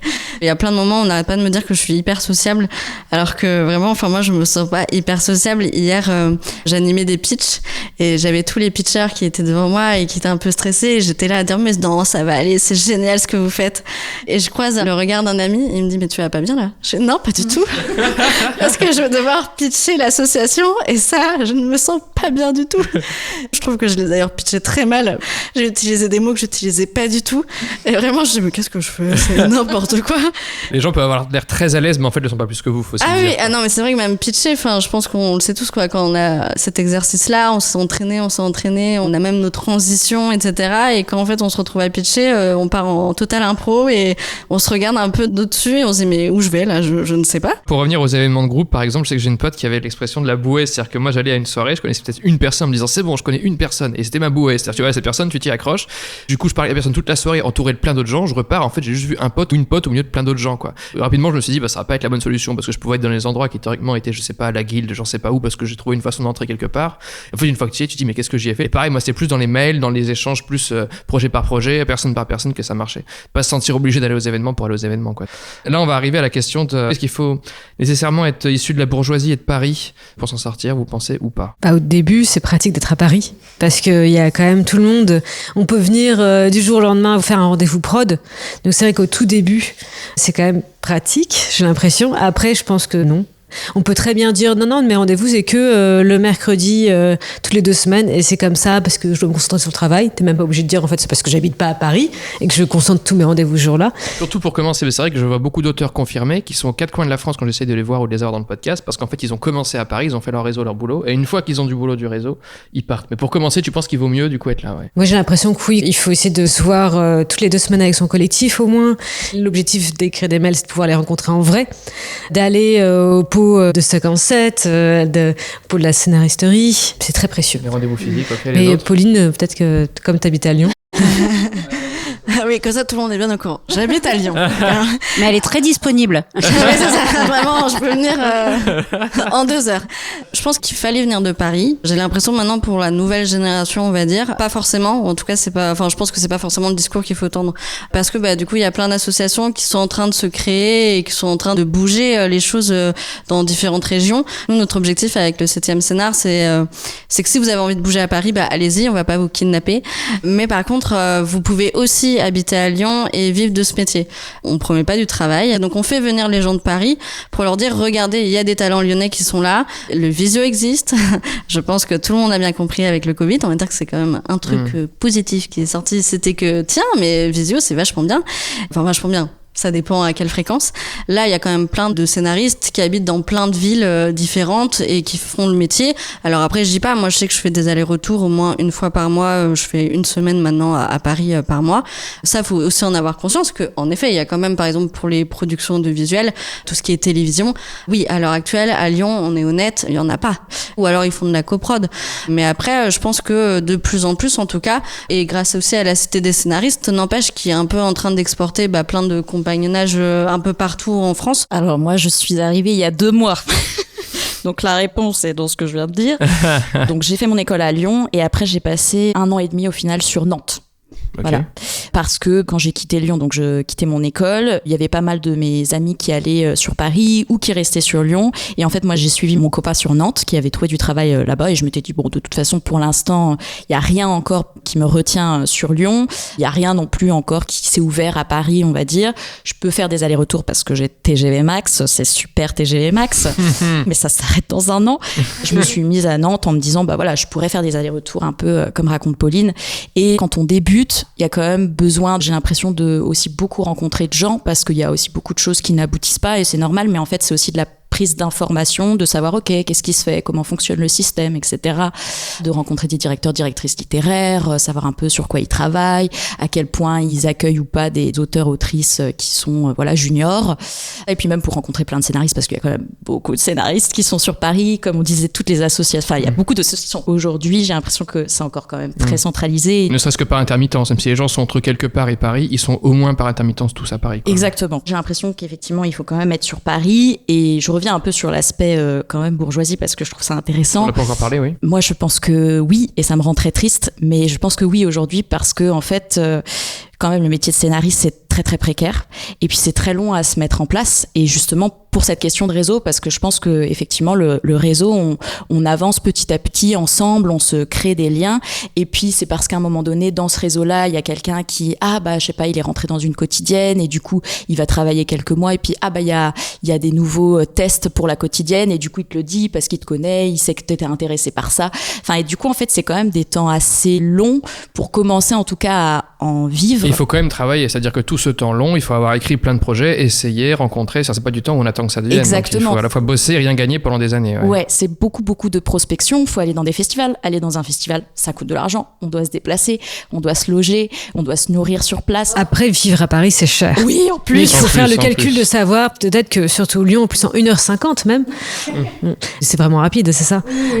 On est à Paris, donc combien ça coûte le TGV par rapport au loyer Puis les trains sont devenus chers, comme beaucoup de gens font du télétravail entre Paris et quelque part, dans des secteurs où ça paye beaucoup mieux, donc ça devient compliqué aussi. Ouais. Ça vaut le coup d'essayer, mais après, je le dis parce que j'ai fait beaucoup de trajets comme ça, faut pas négliger la fatigue que ça représente.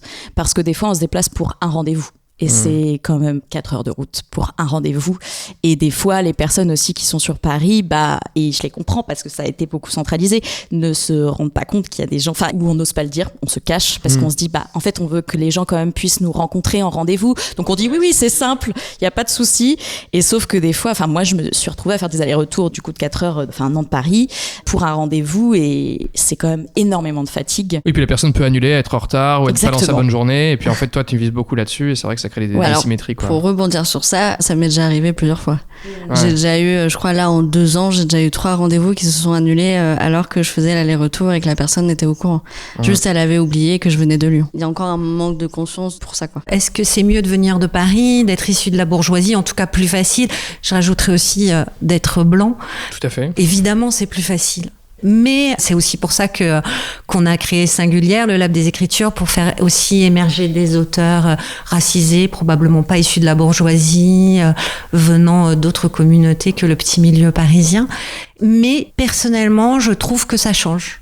D'abord, ça vient toujours du spectateur. Le spectateur a envie d'autres récits que de récits de bourgeoisie parisienne, blanche. Le spectateur, il commence à avoir envie d'autre chose. Donc, du coup, comme les chaînes sont toujours en retard, je dis qu'elles ont 2 ans de retard sur les attentes des spectateurs, les chaînes commencent à se dire, il nous faudrait peut-être d'autres récits. Et du coup, tout ça va faire émerger des auteurs différents, probablement issus de milieux sociaux différents. Alors, il reste quand même la contrainte financière. Et c'est pour ça qu'il faudrait pouvoir plus aider financièrement les auteurs et les accompagner pour faire émerger justement des gens d'autres milieux sociaux, moins favorisés. Et donc, c'est en train de changer. C'est lent, mais ça avance. J'espère que Singulière y participe. Cécile, là-dessus. Alors moi, je suis ni issue de la bourgeoisie, ni issue de Paris. Je suis venue à Paris parce que, pour mes études, mais aussi parce que j'adorais la ville. Et je trouve qu'il y a une énergie de dingue à Paris qui, moi, me porte énormément. Je sais que, en fait, j'ai l'impression que pour écrire, c'est génial d'être à la campagne. Et par contre, pour se bouger les fesses et rencontrer du monde, c'est génial d'être à Paris. Donc je pense qu'en effet, c'est super d'avoir les deux. C'est vrai qu'on est plus inspiré ailleurs. C'est difficile d'avoir envie d'écrire quand on habite Paris et pourtant, c'est notre métier. C'est vrai que c'est compliqué. Quoi. C'est compliqué, même être seul chez soi avec le brouhaha dehors et tout ça, et en même temps arriver à se mettre dans sa bulle et se dire je suis à la campagne. Le temps calme et tout. Ouais. C'est un peu une lutte permanente. Et alors juste pour la petite anecdote, moi j'ai des enfants. Et il se trouve que donc j'ai la chance d'habiter à Paris et en l'occurrence dans le 11e. Et j'ai un bar où j'ai fait plein de rencontres de producteurs. Juste du fait d'aller au bar. Ouais, je prends le café le matin et il se trouve que... Mais c'est vraiment toujours de manière complètement désintéressée et je discute et je dis moi je suis là-dessus. Ah bon, c'est vrai, c'est marrant. En l'occurrence, on s'entend bien, mais on savait même pas quel métier on faisait les uns les autres. Ah, mais alors faudrait que tu m'en parles parce que moi justement je cherche un projet et je suis waouh, c'est trop magique. Bon, faut avoir des enfants donc faut tenir jusque-là, mais... Ok. Donc j'ai commencé en animation et j'ai toujours eu un petit boulot de côté. Et j'ai arrêté, je reprenais, j'étais serveuse, j'étais vendeuse de vêtements. Pas mon premier contrat, j'ai arrêté tout et j'ai été scénariste. J'ai quand même été scénariste par intermittence en faisant un petit boulot à côté. Ouais, un truc qui m'a beaucoup aidé, moi, qui a dû aider beaucoup de gens aussi, mais qui est de plus en plus dur aujourd'hui, c'est le chômage, tout simplement. C'est que moi, j'avais un métier, à un moment, pendant 2 ans, j'ai pu avoir le chômage et taffer sur les trucs perso. Aujourd'hui, c'est plus compliqué parce qu'il a été réformé 4-5 fois, mais c'est vrai qu'il faut trouver d'autres solutions qui peuvent nous donner du temps à court terme pour développer des trucs, ouais. Il y a les stages aussi. Après le CEA, on pouvait faire des stages. Donc j'ai pu faire un stage à TF1. C'était génial.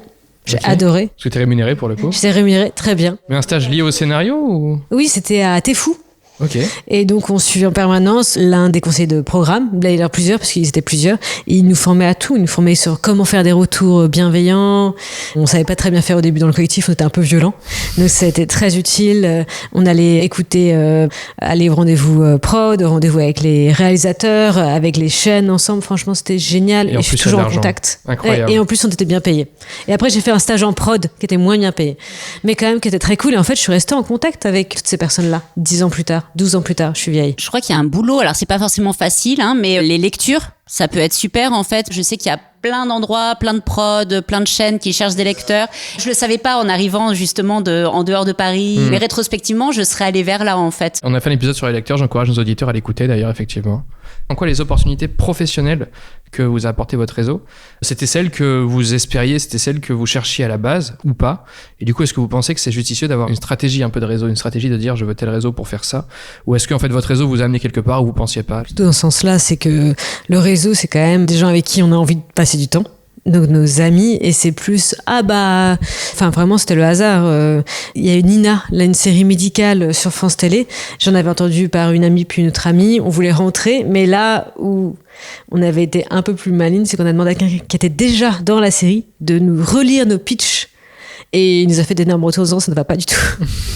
Donc on a pu reprendre, et c'est grâce à cette personne-là en fait. Et contacter la bonne personne derrière. Ouais, c'est ça, et qu'on a pu rentrer en fait, parce que on savait formater à peu près le pitch par rapport à ce que voulait. Là c'est une stratégie un peu sur le moment, mais moi ce que je veux dire c'est qu'est-ce que les opportunités d'une manière générale dans ta carrière que t'as apporté ton réseau étaient là où tu visais à la base? Non, parce que j'ai commencé à travailler dans l'animation au début, et c'était le hasard, et j'ai adoré, mais à la base c'était plutôt la fiction que je visais, mais en fait j'ai la chance d'avoir commencé en animation et j'ai trouvé ça très formateur et très très bien, donc j'ai continué à travailler dans l'animation pendant des années. Moi, je pense que il faut quand même se poser la question, par exemple, déjà de savoir si on a envie de faire du cinéma ou de la télé, parce que c'est quand même pas le même réseau. Encore aujourd'hui, ouais. Oui, même si ça commence à se confondre, mais pas tant que ça. Et puis c'est pas la même approche. Un scénariste a besoin de trouver très rapidement un réalisateur en cinéma si c'est pas lui qui veut réaliser son projet. Enfin, c'est pas la même façon de penser. Donc je pense qu'il y a déjà cette distinction à faire en premier lieu. Et pour le reste, savoir effectivement dans quelle tendance on s'inscrit. Si on adore les polars, peut-être se faire des amis plutôt dans cette veine-là, de gens qui travaillent là-dedans. Toi, tes premières opportunités quand t'as commencé comme scénariste, que plus t'as apporté ton réseau, c'était là où tu pensais, c'était là où tu voulais, ou c'était... Non, pas du tout. Mon réseau, c'est né d'un hasard incroyable. Je regardais la télé, c'est ma première grande opportunité. Je venais de finir ma formation, je regardais Platane à la télé, la série d'Éric Judor. Et dans cette série, il y avait Hafid Benamar, dont j'ai constaté qu'il était à la fois co-auteur, co-créateur et comédien. Et je me disais, mais que ce type est drôle et charmant et son humour est gentil. Je me souviens, moi j'aime beaucoup l'humour, mais je trouve que c'est très dur d'être drôle et gentil. Et puis j'ai une copine qui m'appelle, qui était la responsable financière de TF1 Film, et qui me dit, mais tu vas faire quoi de ta vie maintenant? Et je regardais la télé, je lui dis, tu vois, mon rêve, ce serait d'écrire avec ce garçon. Et elle me dit, mais c'est mon pote d'enfance. Mais non. Ouais. Et j'avais écrit un projet sur la Corée, lui adorait la Corée, enfin, en tout cas, en m'inspirant de la Corée du Nord et de la Corée du Sud et en l'appliquant à la France. Et il m'a rencontré et on a travaillé 2 ans ensemble. Donc toi, tu as une stratégie qui a marché en plus. Enfin, ouais, je trouve que c'est un grand hasard, marché, mais ouais. ça peut marcher. Oui, parce que j'ai travaillé en comédie avec quelqu'un pour lequel j'avais énormément d'admiration. Ouais. Alors, ce qui n'a pas marché, c'est j'avais un agent qui m'a proposé de rencontrer des gens avec qui il pensait que Je m'entendrais parfaitement, donc il me présentait plutôt des garçons de comédie. Et ça n'avait rien à voir avec moi, mais même le rendez-vous était éprouvant. J'étais gênée. Le fait que tu aies mis en l'air le fait que tu voudrais bosser avec quelqu'un auprès d'une personne dont tu ne savais pas qu'elle le connaissait, en fait, il y a aussi un truc dans le secteur qui est dites un peu à tous les gens que vous rencontrez, parce que des fois, quand on manque de confiance, on garde un peu tout pour soi, ce que vous voulez faire, ce que vous aimez faire, non pas dans une logique qu'on vous donne des clés, qu'on vous aide, mais parce qu'en fait, des fois, on se surprend à ce que des gens connaissent des gens, on sait pas, ou est-ce que les gens veulent la même chose, et on pensait pas dire ça à quelqu'un qui voulait. Des fois, on lance un projet qu'on aimerait faire en se disant, de toute façon, ça lui intéressera pas, et c'est pile ce que la personne voulait, etc. Donc, mettez en l'air ce que vous voulez, dès que vous êtes avec des gens, ce que vous aimez, parce qu'en fait, on sait jamais où ça peut rebondir aussi. Parce que la combinaison des deux, dans mon cas, entre un projet adapté de la Corée et regarder la télé et dire je voudrais trouver avec ce garçon, c'est incroyable. C'est improbable, totalement improbable. Et ça a fonctionné, on a travaillé 2 ans ensemble. Moi, il m'est arrivé quasiment la même chose et c'est là où tu te dis que le hasard est complètement dingue. Je développais un projet sur un personnage, un biopic.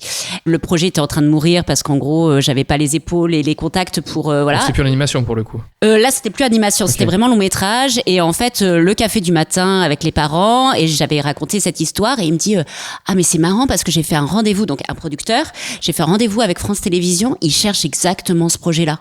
Et ils nous ont mis en contact et on a signé un contrat. Juste le fait d'avoir mis comme ça dehors. Ouais, c'est vraiment pour illustrer ce que tu dis, c'est-à-dire dire ce que tu recherches, ce que tu as envie de faire, l'identifier, parce que soi-même aussi, parfois, on ne sait pas très bien. Est-ce que j'aime la comédie? Est-ce que j'ai envie de faire du feuilleton? Est-ce que j'ai envie... Et puis ensuite le dire. Mais l'affirmer au hasard pour aux gens qu'on rencontre. Exactement. J'ai pas de stratégie de réseau, mais par contre, l'entente, j'y crois beaucoup. C'est-à-dire que comme on va être amené à travailler des années peut-être ensemble, à faire des rendez-vous, peut-être aussi à serrer les coudes et puis aussi être en conflit potentiellement sur le projet, c'est-à-dire moi je vois pas le projet comme ça, il faut vraiment bien s'entendre et je pense que en effet que le feeling passe, c'est hyper important. Je pensais pas qu'on aurait 2 exemples aussi précis là-dessus, c'est pas mal. Et les autres, est-ce que c'est le cas aussi ou pas? Alors pour moi non. Pas encore, en tout cas.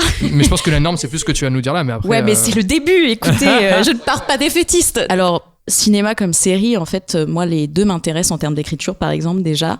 Puis c'est évident, c'est très différent ce que ça apporte en écriture. Et je fais du genre, en fait. J'ai envie de faire des projets de genre et des projets de genre plutôt engagés, on va dire, du genre d'auteur, si on veut. Et c'est encore difficile aussi parce que ça arrive, hein, on en voit en France, ça commence à arriver, etc. Mais c'est toujours difficile parce que c'est encore très catégorisé. C'est-à-dire que le genre est encore très catégorisé, genre, très très gore, ou qui va vraiment dans des univers Popcorn, très très poussés, etc. Ou alors drame social. Ouais, voilà. Ou alors drame social, plus naturaliste, etc. Et on a encore du mal pour l'instant. Enfin, on est en train de, je pense, c'est en train de se chercher actuellement. Voilà, ce nouveau genre. Je le vois quand je regarde aussi, quand j'essaye de trouver des productions qui font ça, etc. C'est assez difficile, il y en a pas tant que ça. Et des fois, en fait, il y a des exceptions dans des productions, ils ont fait un film de genre, donc on se dit ah tiens, et en fait finalement ils sont plus en train de faire ça. Et puis eux se plaignent que du jour au lendemain ils reçoivent 40 milliards de projets de genre, voilà, alors que c'était pas l'idée. Donc... Ils voulaient pas être défenseurs du genre, il y en a un projet qui leur a dit, et c'est vrai que c'est difficile aussi. Ouais, moi j'ai un peu entre guillemets une stratégie évidemment de continuer à faire ces projets-là, d'en parler quand j'en ai l'occasion parce que c'est ce que j'aime le plus, mais à côté aussi d'essayer de me former à d'autres choses pour pouvoir travailler tout simplement, et écrire pour la télé, écrire du polar. Du coup, les opportunités que tu as eues toi via ton réseau, c'était pas dans cet ordre-là pour l'instant? Non, pas du tout, et c'est pour ça que je suis en train aussi un petit peu d'essayer de créer un réseau autour de cette personnalité artistique entre guillemets, mais à côté actuellement les opportunités c'est plus télé, on va dire. Pareil, c'est le début. Opportunité télé, c'est genre vraiment tout début. C'est tu peux rencontrer des directeurs, directrices littéraires, envoyer des pitchs, des choses comme ça. Mais en tant que junior, c'est quand même aussi difficile parce que souvent on te demande quand même d'être en cooptation avec un senior, de proposer un pitch avec un senior, ça rassure quand même vachement les productions. Aujourd'hui sur les séries télé, il y a quand même pas beaucoup de place. Même si ça diverge de ce que tu voulais faire à la base, même si je sais que c'est compliqué, tu tentes en gros. Ah oui, bien sûr. Okay. Ah oui, évidemment, il faut. Non, mais on peut être borné, dire je vis ça et tous les autres, c'est ça que je veux dire. Moi, j'avoue que j'arrive pas à me dire ça. Et je suis très admirative des gens qui font ça, mais moi, je n'arrive pas parce que j'ai aussi besoin et envie de me dire que scénariste, c'est un travail et que je peux en vivre et que je peux travailler et qu'en fait, regardez, je me suis formée, j'ai mes petits diplômes, je peux écrire des commandes. J'ai aussi ce besoin-là, financier évidemment, mais c'est aussi un besoin social en vérité de sentir. Moi je me vois pas pendant 10 ans être que sur mes projets du coup dans ma chambre, mais évidemment essayer de rencontrer des gens, etc. Mais j'ai aussi envie d'avoir un contrat de travail, quelque chose à montrer à ma famille. Regardez, c'est truc qui est pour de diffusé. vrai, c'est diffusé. C'est un peu aussi avoir l'humilité d'aller découvrir d'autres choses parce que ça nous forme aussi pour ce qu'on va faire plus tard. Écrire un pitch de Camping Paradis, ça va nous aider, je pense aussi malgré tout, à des endroits. Il y a du snobisme par rapport au quotidien, mais en réalité, déjà, c'est extrêmement difficile d'écrire ce genre de téléfilm et série. Ça apprend les contraintes, ça apprend à réussir à trouver la créativité dans un cadre extrêmement fermé, ça apprend à travailler avec d'autres personnes, ça apprend en fait les relations avec les prods, avec les diffuseurs et la dynamique entre les trois. Et puis après, si on a la chance d'aller sur tournage, aussi d'autres nouvelles dynamiques. Ça apprend à qui sont dérouler, compliquées. à écrire vite, sortir des textes rapidement, quoi. Oui. Et là où quand on est débutant, par exemple, on a un problème de structure, on peut mettre 2 semaines à le résoudre. Écrire sur des quotidiennes ou sur plein de choses, ça permet d'aller beaucoup plus vite. C'est-à-dire que là où moi je mettais 2 semaines, au bout de quelques années, je mettais 2 heures et je fais « Hey !» Incroyable. Et on réalise qu'on a progressé comme ça, en fait. C'est par la pratique, ouais. Et donc toi, Pauline, est-ce que ton réseau t'a apporté les opportunités auxquelles tu aspirais? Je pense un peu, oui, quand même. L'écriture et tout, c'est un vrai marathon. En fait, même notre carrière, c'est un marathon. Donc, c'est comme ça que je le vois. J'avais participé au mentorat Les Femmes s'animent en 2022, où du coup, j'avais postulé. Et donc, j'avais pendant 6 mois eu un mentor qui s'appelle Hervé Nadler, qui est incroyable. Et je ne dis pas ça parce que je suis en podcast. Je le trouve vraiment incroyable. Il était hyper pédagogue et on sentait qu'il aimait son métier. Et il vient pas de Paris. Donc on a fait que des visios et on s'est rencontrés 1 an après en réel. Mais du coup, il bossait sur la série Oum le dauphin blanc. Et c'est vrai que plusieurs fois on échangeait sur mes projets et donc il me donnait des conseils, etc. Et puis moi je prenais la température à chaque fois, je faisais mais et alors Oum le dauphin blanc saison 3 ça se passe comment, il manque des pitchs? Et du coup il me disait oui il en manque un peu là, je suis d'accord. Et j'y allais petit c'est marrant, à ça, petit. si seulement tu connaissais quelqu'un, c'est fou ça. Je voulais pas non plus forcer ou pas et puis à un moment donné vers la fin du mentorat je pense qu'il sentait quand même où j'allais et donc il m'a lancé une petite perche et il m'a dit ah là il me manque un pitch. J'ai ah bon, il fait oui, tu veux tenter? Et donc j'ai tenté avec en plus alors je suis assez contente parce que c'était une commande mais en même temps j'ai un peu mis mon engagement pour la nature là-dedans. J'ai présenté un requin blanc qui était gentil parce que je fais un peu de plongée et j'aime bien les requins. Et quand il a vu ça, il a dit bah tiens, on avait besoin d'un double épisode final qui soit un peu épique et donc vas-y, on le prend. La production l'a adoré. Et là, j'étais ah ok, d'accord. Et donc on l'a coécrit ensemble. Il m'a beaucoup appris Hervé, d'ailleurs sur l'écriture d'animation et sur la rapidité. Enfin, c'était une gentille stratégie. C'était je prends la température, j'essaye, je veux pas forcer parce que Mais en ça sert à l'occurrence, ça rien. allait là où tu espérais que ça aille. Ça, Mais voilà, je l'ai fait. Il est super bien. J'ai versé ma petite larme quand je l'ai regardé avec ma famille. J'étais contente.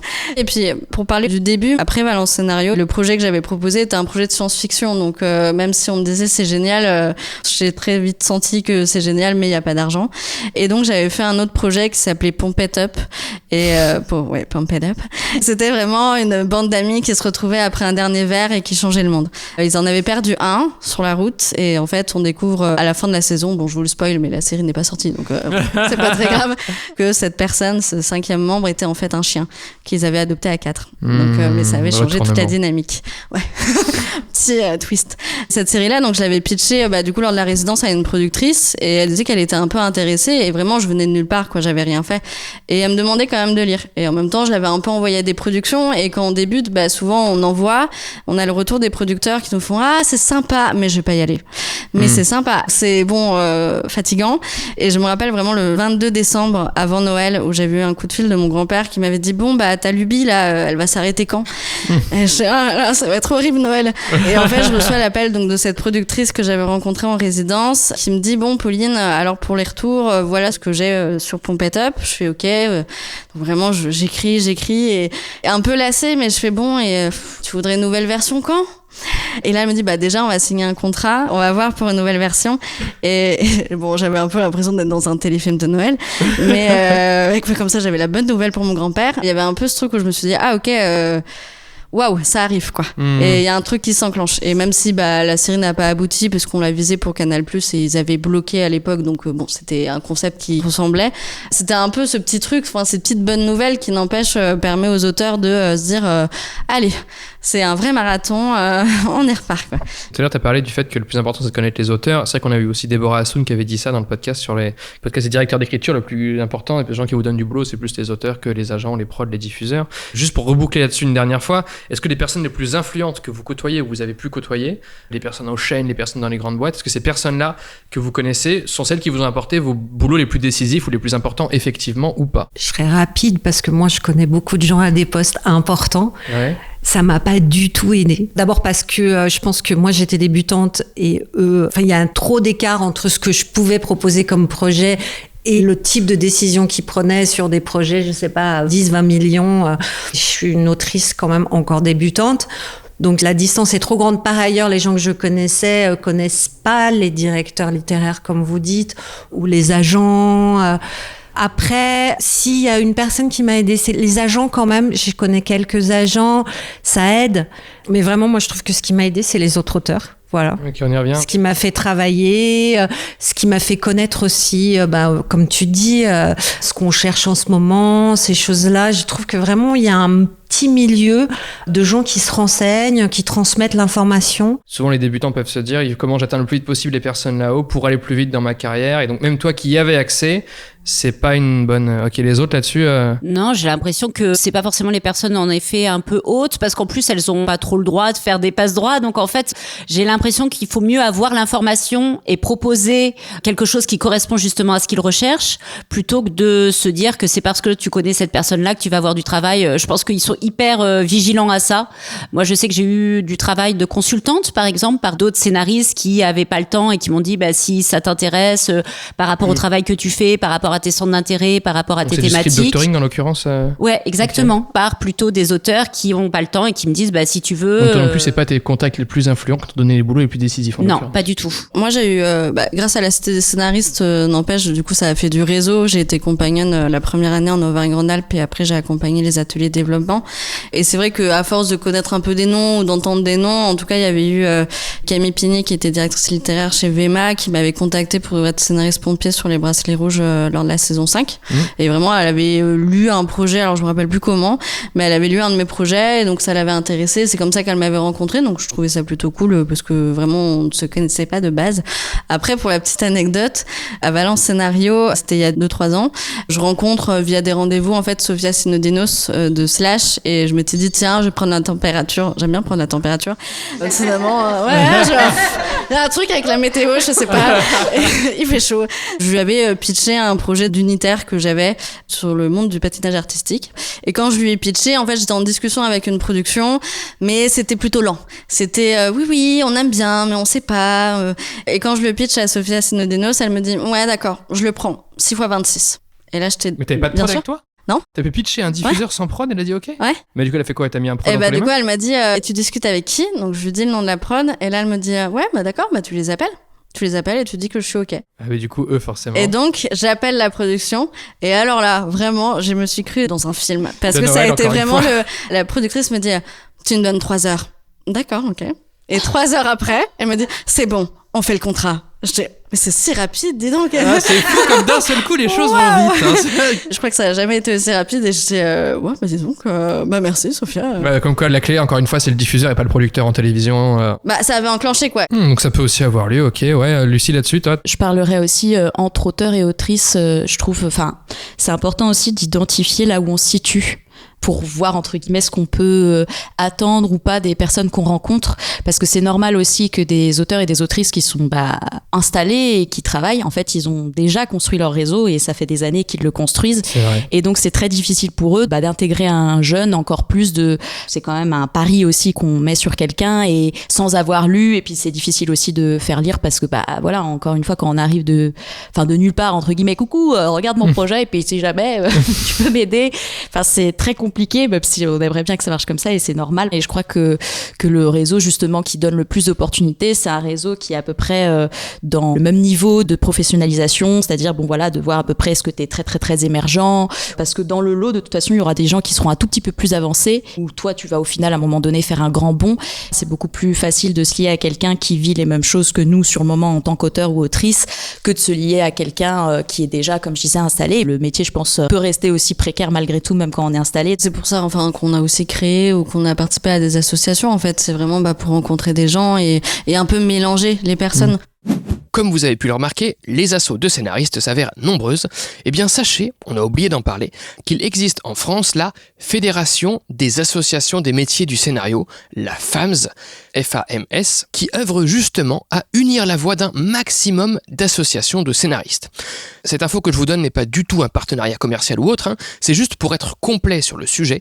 J'en profite pour ajouter que vous trouverez en description de cet épisode les liens ou à minima les noms de tout ce qu'on a cité aujourd'hui. Avec le 7e scénar, on a créé un appartement, pas du tout. Un appartement. Et voilà, on est propriétaire. On s'ennuyait, on savait pas quoi faire. On avait envie de vous le dire. Désolée. Un atelier. C'est mieux. Un atelier qui s'appelle La Bulle, qui est ouvert à tous, pas que à nos membres. Et c'est vraiment pour parler du métier de scénariste et les avantages, les inconvénients, comment on se sent et en fait quelles sont nos problématiques et comment les surpasser.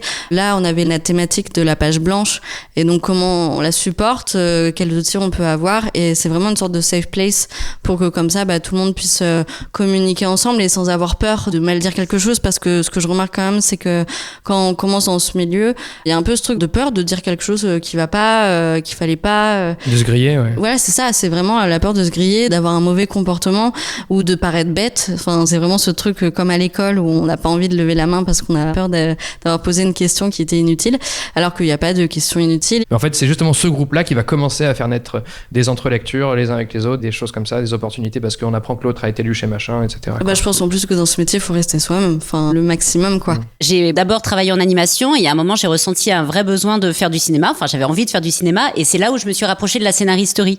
Et c'est vrai que j'ai l'impression, plus jeune, j'avais réussi à obtenir un rendez-vous. Je me rappelle, c'était Making Prod et il m'avait dit et j'étais là, j'ai envie de faire de la télé, mais qu'est-ce que tu me proposes? Est-ce que tu as des projets? Non, j'ai rien. Et t'es là, je peux rien pour toi en fait. Et du coup, je me rends compte que en effet, il faut avoir des projets à présenter, il faut savoir ce qu'on a envie de faire, il faut connaître ses thématiques, parce qu'en fait, oui, les producteurs vont pas donner de travail si on n'a rien à leur proposer. Et c'est vrai que c'est en identifiant que j'avais envie de faire du cinéma que je suis allée à la scénaristerie et que j'ai pu créer ce réseau de manière indirecte et du coup, faire un peu mon petit nid dans le cinéma. Et puis à un moment, j'ai eu envie de faire de la télé. Donc voilà, en tout cas, identifier vers où on veut aller et du coup se diriger vers les bonnes personnes à ce moment-là. Mais en tout cas, c'est pas eux, c'est pas les producteurs, c'est pas les gens qui vont nous donner du travail, c'est plutôt nous qui allons vers les personnes. Oui, parce que souvent par rapport aux autres secteurs, on se dit on fait des études, on va avoir un boss et le boss il a une offre d'emploi, il te la donne. Et c'est vrai que si on calque le système de l'emploi général à la suite du scénario, en fait, ça ne marche fonctionne pas. pas. Et toi, pardon, Camille, est-ce que c'était les personnes les plus influentes que tu as côtoyées qui t'ont amené tes opportunités les plus décisives dans ta carrière? Je suis pas sûre, j'ai l'impression que c'est plus mes formations diverses et variées. L'AFDAS n'existait pas au moment où je suis sortie, mais après ça a été créé et c'était un peu open bar. Ouais. Donc j'ai fait UCLA qui était remboursé à ce moment-là, j'ai fait aux États-Unis, à Los Angeles, j'ai fait Serialize et alors UCLA c'était fun parce que ça nous obligeait à écrire 3 scripts en un an. Mais ça crée pas de réseau, mais par contre Serialize oui. Et donc j'ai eu des opportunités grâce à mes formations. En fait, mon premier contrat que j'ai signé au CEA, c'était un prof. On devait écrire Tony Parker Basket Up. Je sais pas si vous vous rappelez de cette série. C'est Tony Parker qui joue avec des jeunes au basket. Et donc nous, dans le cadre des études, on devait faire un épisode lambda avec un co-auteur. Et en fait, le prof a beaucoup aimé notre épisode. Il a dit que ça pourrait plaire aux diffuseurs. Et du coup, a transmis. Et c'est comme ça qu'on a été engagés pour une première série. Et la deuxième, c'était Vortex. On a co-créé Vortex avec Sarah Farkas. Et on faisait la fête à Sérimania et on discutait avec un prod qui disait ah oui il y a un projet qu'on aimerait reprendre et puis nous on était tout le temps dans ce groupe pourquoi pas vas-y on se voit quand on revient à Paris. Donc ça venait du prod en l'occurrence le projet. Oui ça venait du prod absolument. Okay. Et vous êtes arrivé dessus. C'est fou le nombre de hasards quand même. C'est des hasards. Est-ce que vous auriez une question à vous poser les unes aux autres vis-à-vis du réseau, de vos réseautages? Est-ce qu'il y a un moment où on arrête de se dire il faut que j'accroisse mon réseau? Est-ce qu'il y a un moment où on peut se dire bon ça y est, j'y suis, je suis entouré des gens qui me conviennent, j'arrête? Bonne question. Est-ce qu'à un moment donné on arrête de se remettre en question en fait? Pas de se remettre en question mais de chercher à grossir rencontrer des gens, rencontrer des nouvelles personnes. Est-ce qu'il y a un moment quand même où les gens viennent à nous ou alors juste on est bien avec l'entourage qu'on a? Moi, je pense que c'est toujours bien de rencontrer de nouvelles personnes, ne serait-ce que parce que ça bouge en fait. Les directeurs littéraires ils changent régulièrement, les prods bougent de boulot et deviennent diffuseurs et vice versa. Donc je pense que c'est toujours sympa de rencontrer et puis on peut toujours se faire des nouveaux potes sympas. Je pense que s'écouter, c'est-à-dire qu'il y a des soirs où je me dis là j'ai pas du tout envie d'aller à une soirée. parler. Et puis il y a des fois où il y a plein de fois où j'ai eu l'occasion d'aller en me disant j'attends rien et il va rien se passer. Et c'est pas plus tard que il y a 2 mois, je vais à cette rencontre qui s'appelle les nouvelles écritures. Donc en gros, c'est une masterclass de 2 jours pour dire un peu qui cherche quoi. Donc là, c'est génial parce organisé que par qui Media Club. Donc c'est un réseau audiovisuel en l'occurrence. Exactement. Et alors on n'était pas beaucoup de scénaristes. Enfin, il y avait pas mal de producteurs. Et moi, j'y allais parce que en fait, c'est toutes les chaînes qui viennent dire nous en ce moment on fait ça, on cherche ça. Donc c'est génial parce qu'on a la ligne éditoriale de chacune des chaînes, de chacune des plateformes. Et il y a le café à 10h, on discute, on fait la queue, on double, on rigole.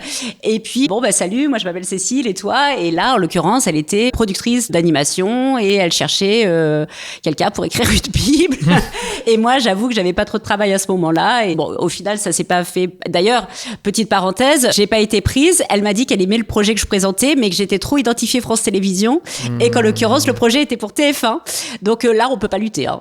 On revient aux étiquettes et à la non-porosité des réseaux aussi. C'est-à-dire que des fois, on rentre dans un réseau, ça nous ferme la porte à d'autres. Ça nous ferme. D'une certaine façon, la porte à d'autres aussi. Ouais. Donc là, pour le coup, c'était pas que le travail en plus, parce que pour le coup, j'avais travaillé gratuitement pendant 5 jours sur une Bible.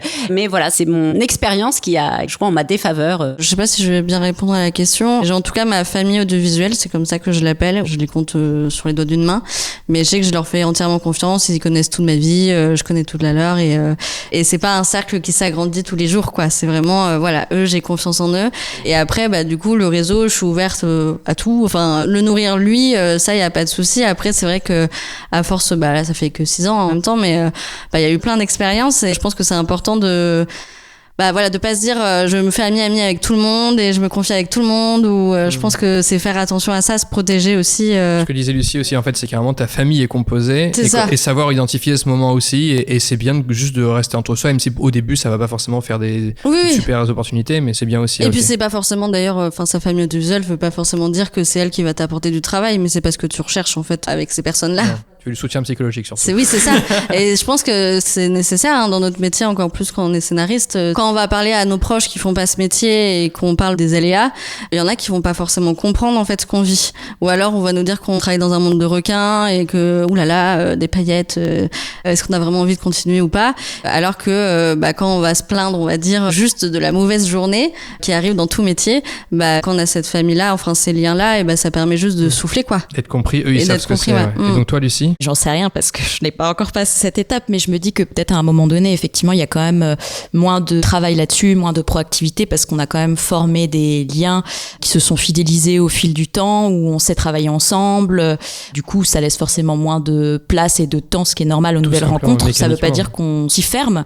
Et je pense qu'on s'y ferme jamais et que c'est important de jamais s'y fermer, etc. Et de continuer à être alerte de ce qui se passe. Mais j'espère en tout cas qu'à un moment donné, on est un peu plus tranquillisé là-dessus. Et à côté, quand on a des moments où on a besoin peut-être de rencontrer aussi des nouvelles personnes pour des projets spécifiques, c'est possible, on peut y aller, mais en tout cas, on a un réseau de sécurité. Oui, le fait d'avoir du boulot fait que pourquoi aller en chercher si on a du boulot aussi à un instant T en tout cas. Je voulais rebondir un tout petit peu sur ce qui vient de se dire. J'ai fait des gaffes en allant à des endroits de rencontres, notamment je me rappelle le festival d'Annecy, c'est un endroit où il y a plein de monde et ça a une période où je cherchais vraiment du travail parce que j'étais vendeuse dans un magasin de vêtements et j'aurais bien aimé arrêter ce travail.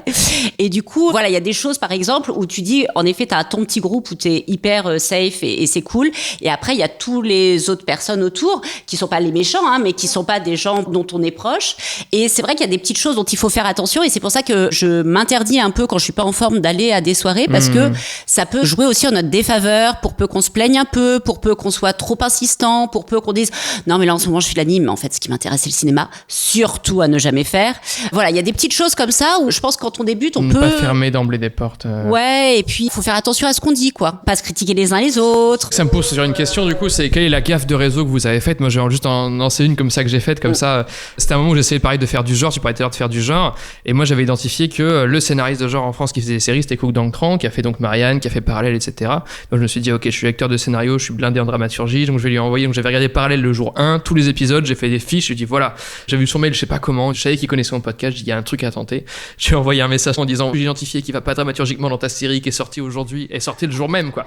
Donc lui il m'envoie mais t'es fou, enfin, J'étais en train, là, lui, il est comme ça à se dire, mais je sais pas si ça va marcher. Est-ce que ça va être relancé? Est-ce que ça va être. En fait, c'est des séries en plus où le jour où ça sort, ça décide de la vie ou de la mort de ton projet. Donc, il y a à la fois le côté affectif du est-ce que les gens vont aimer et le côté. Et moi, j'étais pas du tout là-dedans. Je suis en mode de, allez, c'est le moment, c'est ton moment, tu avances. Et je me suis dit, mais quel con j'ai été. Et donc, est-ce que vous avez des moments comme ça où vous avez commis un impair en voulant faire du réseau? En fait, j'ai pas un truc précis, mais des fois, je me pose la question de forcément comment c'est perçu quand je rencontre des personnes, etc. Ou que t'avais une question un peu sur le grattage ou quoi que ce soit, t'as peur d'être en mode j'ai super faim et tout, et en même temps, je pense pas que ce soit de l'opportunisme, c'est un peu du désespoir parfois, mais sauf que les gens n'aiment pas les gens désespérés. Mais du coup, je pense que c'est plus sur une énergie des fois que je pense que j'ai pu renvoyer, où justement, je suis en mode qu'est-ce que je peux faire, etc. Faut trouver quand même un équilibre financier toujours, parce que ça te met quand même dans une nervosité et un stress qui n'est pas bon à renvoyer à une personne. Sinon, tu prends pas le temps aussi juste de parler à un humain normal sans penser à ok, cette personne et j'en sais rien est dans cette situation là, donc peut-être potentiellement elle peut m'aider. Ah oui, des gaffes, j'en ai fait beaucoup. J'ai pas une très très bonne mémoire, et donc ça m'est déjà arrivé de pas me souvenir, et donc des gens qui viennent ah oui Camille, on s'est déjà rencontrés, et moi je sais pas, je suis honnête, je fais ah bon non, je m'en souviens pas. Et si la personne insiste en racontant en détail hyper bien, je fais putain c'est dingue, hein, j'ai l'impression que c'est pas moi, mais si tu le dis. Ou alors j'ai confondu des personnes où je suis persuadée que cette personne ressemble physiquement à ça, et en fait je passe à côté d'elle sans la voir parce que je pense dans ma tête c'est une blonde et en fait c'est une brune. C'est des moments un peu gênants. C'est un peu pareil, c'est un producteur que je croise souvent, et à chaque fois je lui demande son prénom parce que je me souviens jamais de sa tête. Donc au début il pensait que je faisais une blague, et à un moment donné j'avais pas vu, en fait je parlais avec une amie et elle me dit mais c'est dingue quand même que tu te souviennes jamais de lui, pourtant il est charmant et tout. Et moi j'ai osé dire bah ouais mais enfin il a une tête banale quoi, et il était juste derrière moi. Alors je crois qu'il a entendu, et surtout qu'après on était à une soirée et mon amie avait un petit coup dans le nez et elle l'aborde et elle lui fait mais tu sais pas ce que m'a dit Pauline, elle m'a dit que t'avais une tête banale. Et j'étais juste à côté de lui et c'était vraiment genre non mais sinon ce que t'as produit dernièrement c'était sympa. Et pourtant en plus je pensais que ça allait me marquer, et je crois qu'il y a quelques semaines je l'ai revu et il m'a fallu un temps pour me rappeler de ce producteur, donc c'est affreux. Et toi Isabelle? Moi je revenais de La Rochelle, il y avait eu la projection de 2 séries en même temps en clôture, dont une qu'avait fait Frédéric Krivine, et je croise Krivine que je connais un peu mais pas très bien. Je me suis dit tiens c'est une bonne introduction. C'est un peu le grand scénariste de télé en France. Oui effectivement, et je lui dis à Frédéric je viens de voir ta série, et malheureusement je ne me souviens plus le nom et je me trompe de série. Je cite la série de Xavier Lestrade. Oh. Il y avait 2 à pas confondre, c'était ces 2-là. Voilà, et il me dit non c'est pas moi. Et là, il me dit, tu veux parler de l'autre série? Malheureusement, je dirais pas les 2 titres. En plus, je m'en souviens pas. Et j'étais tellement gênée. C'est dur, en physique devant la personne, ouais. La leçon à tirer de ça, quand même, c'est effectivement essayer de se souvenir de qui fait quoi, de se souvenir des noms de producteurs, de se souvenir... Préparer un rendez-vous, tout simplement. Des noms des gens. Vraiment, ça fait partie d'un petit travail à la maison qu'on peut faire en dehors de sa timidité ou de sa difficulté. C'est vraiment bosser, quoi. Ça m'a fait penser quand Camille a dit, j'ai fait oh là là, mais oui. En fait, j'ai participé au jury de 48 heures justement de Valence Scénario en tant que jury étudiant, parce qu'ils ont toujours un étudiant ou une étudiante dans tous leurs jurys. Et l'année d'après, l'année suivante, je suis prise au 48 heures. Donc je viens faire le 48 heures. Et donc j'entre dans la salle. En plus, je suis avec un ami à moi qui fait aussi le 48 heures. On s'installe sur des petits canapés en attendant que l'heure sonne. Et là, j'ai une dame qui passe à côté de moi et qui me fait bonjour Lucie. Et je fais bonjour, et je me dis oh là là, je ne sais plus qui est cette personne. Et du coup, et c'est là où je suis allée trop loin, parce qu'il aurait suffi que je dise juste bonjour et ça s'arrêtait là. Mais en fait, j'ai voulu être gentille parce que je me dis, oh, la personne me reconnaît, donc on a dû discuter ensemble. Je sais pas, je pense qu'elle ressemble un peu à une personne qui était dans un autre jury qui était pas le mien, parce que j'aurais reconnu quand même, mais là vraiment, j'essayais de me refaire en tête. Et du coup, j'ai voulu lancer une conversation gentille. J'ai voulu faire « Ah, mais alors, qu'est-ce que tu fais là cette année ?» Et elle m'a dit je suis la directrice du festival. Oh là là. Elle t'avait identifié pour le coup. Pardon, oui. Et du coup, ça m'a impressionnée parce que ça m'a appris un truc du réseau, effectivement, de connaître, etc. Et je pense que voilà, quand on est directeur, directrice de festival, c'est quelque chose qu'on fait et qu'on sait bien faire. Du coup, elle avait retenu mon prénom alors que voilà, elle s'était présentée une fois devant le jury, mais je l'avais pas vue pendant le festival, donc je l'avais pas du tout imprimé en tête et j'avoue que c'était extrêmement gênant. C'est un peu le stagiaire dans l'ascenseur qui demande au Big Boss, vous travaillez ici, d'accord. Ou alors moi je suis une grosse gaffeuse, donc j'en ai des milliards. Donne-nous une dernière avant qu'on termine. Une dernière, c'est que il faut savoir, alors je sais pas si c'est toujours le cas, je ne suis plus à la Guilde des scénaristes, j'ai été à la Guilde des scénaristes, quand on faisait répondre à, Ça faisait répondre à tout le monde. J'ai eu des gros moments de solitude. Aïe. Je n'en dirai pas plus, c'est trop douloureux. Faites attention aux destinataires de Faut vos faire mails. hyper attention aux destinataires des mails. Mais ça, le nombre de fois où je me suis fait avoir.